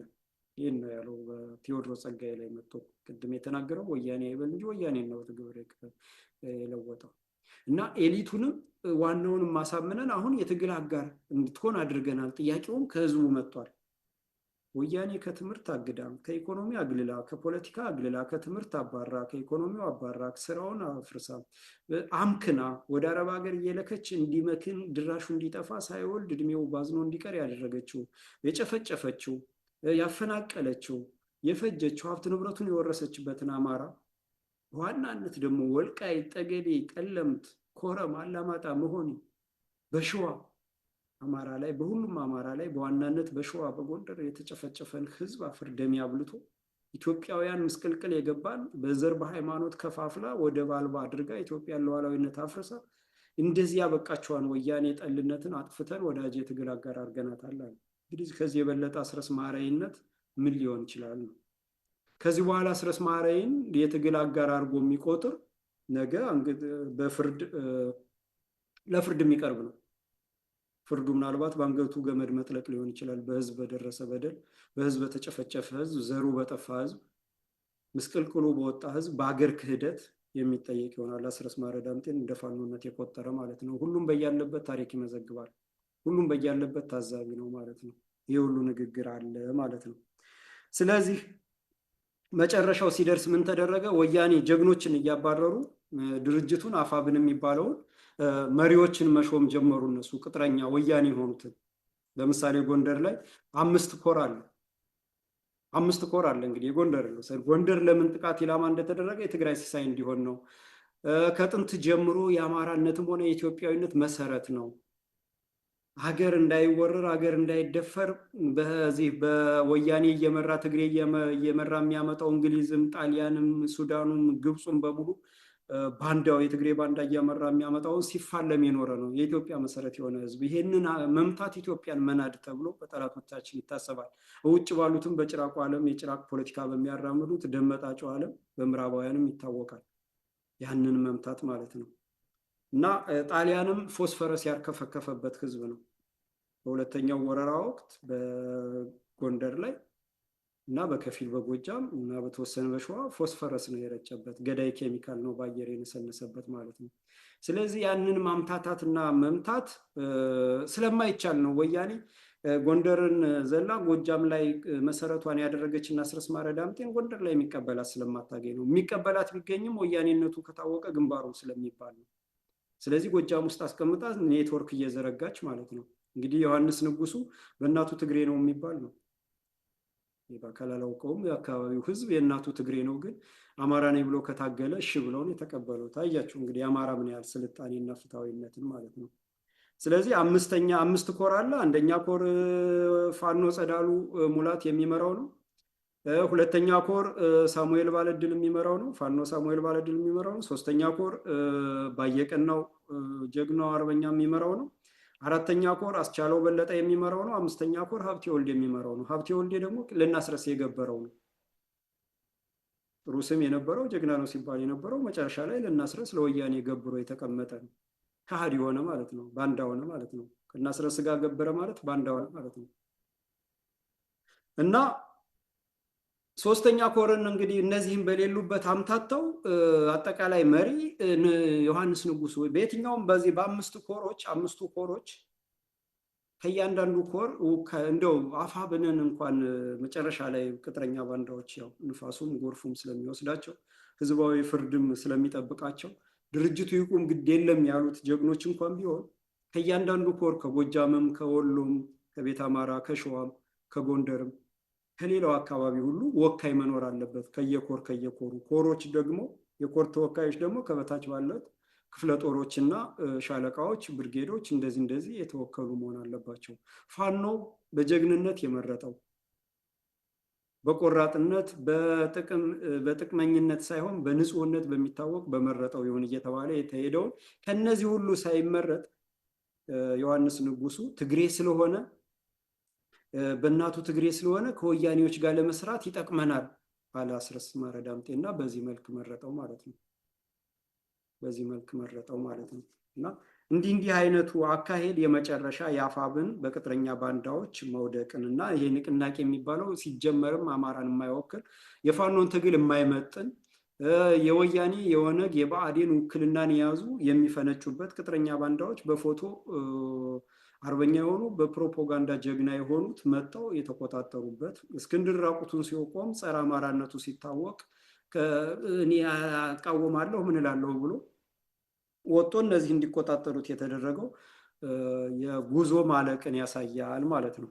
ይሄ ጉዞ ማለቅን ያሳያል ማለት ነው። እና የወያኔና የኦሮሞማን እቅድ ለማሳካት አማራ ተጨፍጭፎ በዚህ ልክ መከራውን በልቶ ኢትዮጵያውያን ለአማራ የመጣው ለኢትዮጵያውያንም ተርፎ አማራን አጥፍተን ኢትዮጵያውያንን ሌላው ኢትዮጵያዊ ነገድን ጨፍጭፈን አስደንግጠን እንጨፈልቀዋለን የተባለው ሁሉ እየተፈጸመበት ኢትዮጵያ በዚህ ልክ ኢኮኖሚው ተመቶ በወራሪዎች እየተገዛች መታወቂያ ዲጂታል ይሁን ተብሎ እንግዲህ በሌለ ስልጣኔው በሌለን ቴክኖሎጂው የኛ ባልሆነ የውጭ ወራሪዎች ቴክኖሎጂ መጥቶ ኢትዮጵያውያን የሚበሉት የሚጠጡት የሚንቀሳቀሱት የሚያስቡት የሚያወጡት ገንዘብና ያላቸው ጥናት ውስጥ ገብቶ ማንነታቸው በመሰረት ቁጥጥር ውስጥ ገብቶ እንዲጠፋ በሰይጣኑ ዓለም ቁጥጥር ውስጥ እንዲሆን የሚያስደርገው ስርዓት እውን ይሆን ዘንድ እነዚህ ሰዎች እየሰሩ ነው ማለት ነው። እና መጨረሻ ጽዋቸው እየሞላ መጣ ማለት ነው። እና ቁም ነገሩ አማራን አለማወቅ ነው። ባንዳነት አማራን አለማወቅ። ባንዳ ጨካኝ ነው፣ ሆዳም ነው፣ ፈሪ ነው እና ጭካኔው ደግሞ ለእናቱም ለወንድሙም አይመለስም። ዘመነ ካሴ 9 ቤተሰብ አስገድሏል። 9 ቤተሰቡ ለዘመነ ሲል ለአማራ ሲል ሞቷል። ያ ሁሉ ምንም አልታየውም። መራዊ ላይ ከ300 ከ400 በላይ ህዝብ አስጨፍጭፏል። ያ ሁሉ አልታየውም። አሁንም አማራን ጨርሶ ለማጥፋት ነው እየተወነ የሚገኘው ማለት ነው። እና አስረስ ማረ ዳምጤ አማራን አሁን ብቻ አይደለም ከንግዱ ሲነቅል፣ ሲያዘርፍ፣ ሲያሳድድ፣ ሲያመክን ለፖለቲካው ያልገበረን አማራ በአቃቤ ህግነት ሲያጠፋ የነበረ ለፖለቲካው ያልገበረን አማራ የጸረ ሙስና ኮሚሽን የጸረ ሙስና አቃቤ ህግ ሆኖ በሙስና ስም ሲያጠፋ የነበረ አሁንም ጨርሶ ለማጥፋት እንደ ሻለቃ ዳዊት ጨርሶ ለማጥፋት የሚሰራ ነው። ስለዚህ የአማራ ህዝብ የሚያደርገውን ያውቃል። የአማራ ህዝብ ማን ምን እንደሆነ ለይቷል። አሁንም ዓለምን ያስደምማል። ስራቸውን የሚሰሩ ስራቸውን እየሰሩ ነው ያሉት። ለኢትዮጵያውያን ግን የማስተላልፈው መልእክት እነዚህ ቅጥረኛ ባንዳዎች በእናንተም በደል ላይ በእናንተ በኢኮኖሚ በድህነት ባትገደሉ በማንነታችሁ ባትሳደዱ እንኳን በኢኮኖሚ ቀውስ ለሌላው በአማራ ላይ የሚደርሰው ጭፍጨፋ ለእናንተም እየደረሰ ስላለ ሀገር የኢትዮጵያ መፍረስ የሁሉም መጥፋት የሁሉም ምስቅልቅል ውስጥ መግባት ስለሆነ ኢትዮጵያ ነፃ እንዳትወጣ ኢትዮጵያውያን ነፃነታቸው እንዳያውጁ ፍትህ እንዳይሰፍን አጥፊዎች፣ ወራሪዎች፣ የውጭ ተቀጣሪዎች የነ ግብፅ፣ የነ ዱባይ፣ የነ ቱርክ፣ የነ አሜሪካ፣ የነ ምዕራባውያን ቅጥረኞች፣ ወራሪዎች፣ ዘረኞች፣ ተገንጣዮች ወያኔና ኦነግ በቁጥጥር ውስጥ ሆነው ድርጅቶች ታግደው እነዚህ እነ ባልደራስ ሀሳዊ ኢትዮጵያኖች እነ ኢዜማ እነ አብን በጥፋታቸው ህዝብን በማታለል ለቅጥረኛ ሆነው በፈጸሙት ወንጀል እንዳይጠየቁ በኢትዮጵያ ምድር ስር ነቀል ለውጥ እንዳይመጣ የሚደረገውን አሻጥር እናንተም በመተባበርና በመጸየፍ አቋማችሁንና ዓላማችሁን ከአማራ ህዝብ ጋር ከአማራ ህዝብ ፋኖ ለስር ነቀል ለውጥ ከሚዋደቀው ከሩቅ አላሚው ፋኖ ጋር እንዲሆን እንድታስተሳስሩ በእንደዚህ አይነት ትወና በእንደዚህ አይነት ድራማ በእንደዚህ አይነት በሚደረግ ማጭበርበር ስሜታችሁ እንዳይታወክ በመረጋጋት ስሜትን በመግዛት ስሜትን በመቆጣጠር ለስር ነቀል ስርዓታዊ ለውጥ የምትችሉትን ሁሉ እንድታበረክቱ ከውጭ ያሉት ሀገራት ኢትዮጵያ እየተመላለሱ ኢትዮጵያ ሰላም በማስመሰል ዲሞክራሲ ያለ በማስመሰል ጸረ አማራነታቸውን ጸረ ኢትዮጵያዊነታቸውን ጸረ ኦርቶዶክስነታቸውን ሲያስመሰክሩ እንጂ ትክክለኛ የኦሮሞማ ስርዓት ከውጭ ሀገራት ጋር ኢትዮጵያን ሰላም አድርጎ ዲሞክራሲ ፈጥሮ የወዳጅነት የሚሆን አለመሆኑን እንድታውቁ የኦሮሞማ ስርዓት ኦሮሞን ሀገር ለማድረግ ትግራይንም ገንጥሎ የትግራይ ሀገር ለመመስረት የሚሰራ በመሆኑ ከኦሮሞማ ጋር ወዳጅ የሆነ መንግስታት በሙሉ የኦሮሞ መንግስት ለሚቋቋመው የኦሮሞ መንግስት ሀገር ወዳጅ የሆነ እንጂ ለኢትዮጵያ ወዳጅ አለመሆኑን እንድታውቁ የኢትዮጵያን መፍረስ የሚመኝና የኢትዮጵያን መፍረስ እንድትፈርስ የሚሰራ መሆኑን አቋም እንድትይዙ በዚህ ምክንያት አሁን አዲስ አበባ የሚመላለስ የሚወጣ የሚገባ የውጭ መንግስታት በሙሉ የኢትዮጵያን መፍረስ የሚደግፍ የኦሮሞን መንግስት የሚደግፍ የትግሬ መንግስት መፈጠርን የሚደግፍ የትግሬ ሀገርነትን የኦሮሞ ሀገርነትን የሚደግፍ መሆኑን እንድትለዩና በውስጣችሁ ትዝብታችሁን አይታችሁ ለስር ነቀል ለውጥ ከማንም ከውጭ ሀገር ጋር መጋፋት መሆን የምንጋጠመው ነገር የለም። ቅጥረኞቻቸውንና የእነሱን ወኪል ወራሪዎችን፣ ተገንጣዮችን፣ ዘረኞችን በስር ነቀል ለውጥ በመንቀል ለፍርድ የሚቀርበውን ለፍርድ በማቅረብ ሀብት ንብረት የተወረሰውን የተዘረፈውን ለሀገርና ለህዝብ እንዲመለስ ለማድረግ ከፋኖ ጎን እንድትቆሙ ትውልድ ካለ ስጋት እንዲቀጥል ፋኖ ማሸነፍ አለበት። ፋኖ ማሸነፉ 4 ኪሎን መቆጣጠር አለበት። 4 ኪሎን ተቆጣጥሮ እነዚህን አጥፊ ድርጅቶች አጥፊ ግለሰቦች ለፍርድ ማቅረብ አለበት። የተበደለ በሙሉ ትግሬ የሚሆን ኦሮሞ፣ ሲዳማ የሚሆን አፋር፣ ሶማሌ የሚሆን ወላይታ፣ ሲዳማ በሙሉ ኢትዮጵያውያን የተበደለ በደሉ በአደባባይ ተነግሮ ካሳ መካስ አለበት። ይህን ለማድረግ ፋኖ ማሸነፍ አለበት ማለት ነው። ፋኖ እንዲያሸንፍና ቀኑ እንዲያጥር ሁላችሁም ተጠሮሩ። ማሸነፉ ግዴታ ነው። አይቀርም። ግን አንድ ቀን ማዳን በአንድ ቀን ውስጥ የሚወድም ንብረት፣ የሚጠፋ የሰው ህይወት፣ የሚደርስ ትራውማ፣ ሰቆቃና ግፍ መከራን መቀነስ ስለሆነ የምትችሉትን ሁሉ ማድረግ አለባችሁ ማለት ነው። ምክንያቱም ዛሬ እበላለሁ ብሎ የሚያፈደፍደው ሁሉ ነገ ተረኛ እየሆነ እየጠፋ ነው። የሚመጣው ቀውስ ደግሞ ለማንም አይመለስም፣ ማንም አያተርፍም። ትግሬ ነኝ ብሎ ከወያኔ ጋር የተሰለፈ ምን መከራ ውስጥ እንደገባ አይታችኋል። አሁንም ኦሮሞ ነኝ ብሎ ከኦሮሞማ ስርዓት ጋር የተሰለፈ ኦሮሞ መከራውን ይበላል ነገ ማለት ነው። ስለዚህ የኦሮሞም ወጣት ሆነ የትግሬ ወጣት ማንነቴን ላስቀጥል ካልክ ኢትዮጵያዊነትህን አክብረህ ለእውነትና ለሀቅ በመቆም ወንጀለኛን መጸየፍና በወንጀለኛ ላይ እጅህን ማንሳት አለብህ ማለት ነው። ይህንን በማለት የዛሬውን ዝግጅቴን እዚህ ላይ ጨርሳለሁ። በሚቀጥለው በሌላ እንገናኛለን። ሌላ አዲስ ዩቲዩብ አስተዋውቃችኋለሁ። በእርግጥ ይሄ በሳተላይት ቴሌቪዥን ስለሚሰራጭ ለኢትዮጵያ በደንብ ይደርሳል። በዩቲዩብ በሳተላይት ማየት ለማይችለውና በዩቲዩብ ለሚያየው ግን ዩቲዩብ እያፈነው ነው። በሚደርስለት የጸረ አማራዎች፣ የአማራ ጠሎች፣ የቅጥረኛ ባንዳዎች ሪፖርት መሰረት እንዳይታይ እየተደረገ ነው። እንግዲህ እነዚህን ቅጥረኛ ባንዳዎች ተቀብሎ እንዳይታይ ማድረግም የራሱ የሰይጣናዊነት ምልክት ነው። እንግዲህ ሰይጣን ነው እውነትን የሚፈራ፣ ውሸትን የሚደግፍ፣ አጥፊን የሚደግፍ፣ ዘር አጥፊን ባንዳን የሚደግፍ ሰይጣናዊ ተግባር፣ ሰይጣናዊ ስራ ነው እና ይሄም አያስቆመንም፣ ከትግላችን አይመልሰንም ማለት ነው። እውነትን ይዘን እንቀጥላለን። በተረፈ እንግዲህ ዋናው መዳረሻችን ዋናው ያለውን ሁኔታ የምናጋልጥበት የዘመድ ሳተላይት ቴሌቪዥን ነው። የዘመድ ሳተላይት ቴሌቪዥንን መርዳት፣ ማገዝ፣ ያላየ እንዲያይ ማሰራጨት፣ ማስተዋወቅ ደግሞ ትንሹ ኃላፊነት ነው። ይህንን እንወጣላለሁ። የዛሬን ዝግጅት እዚህ ላይ ጨርሻለሁ። አመሰግናለሁ። ሰላም።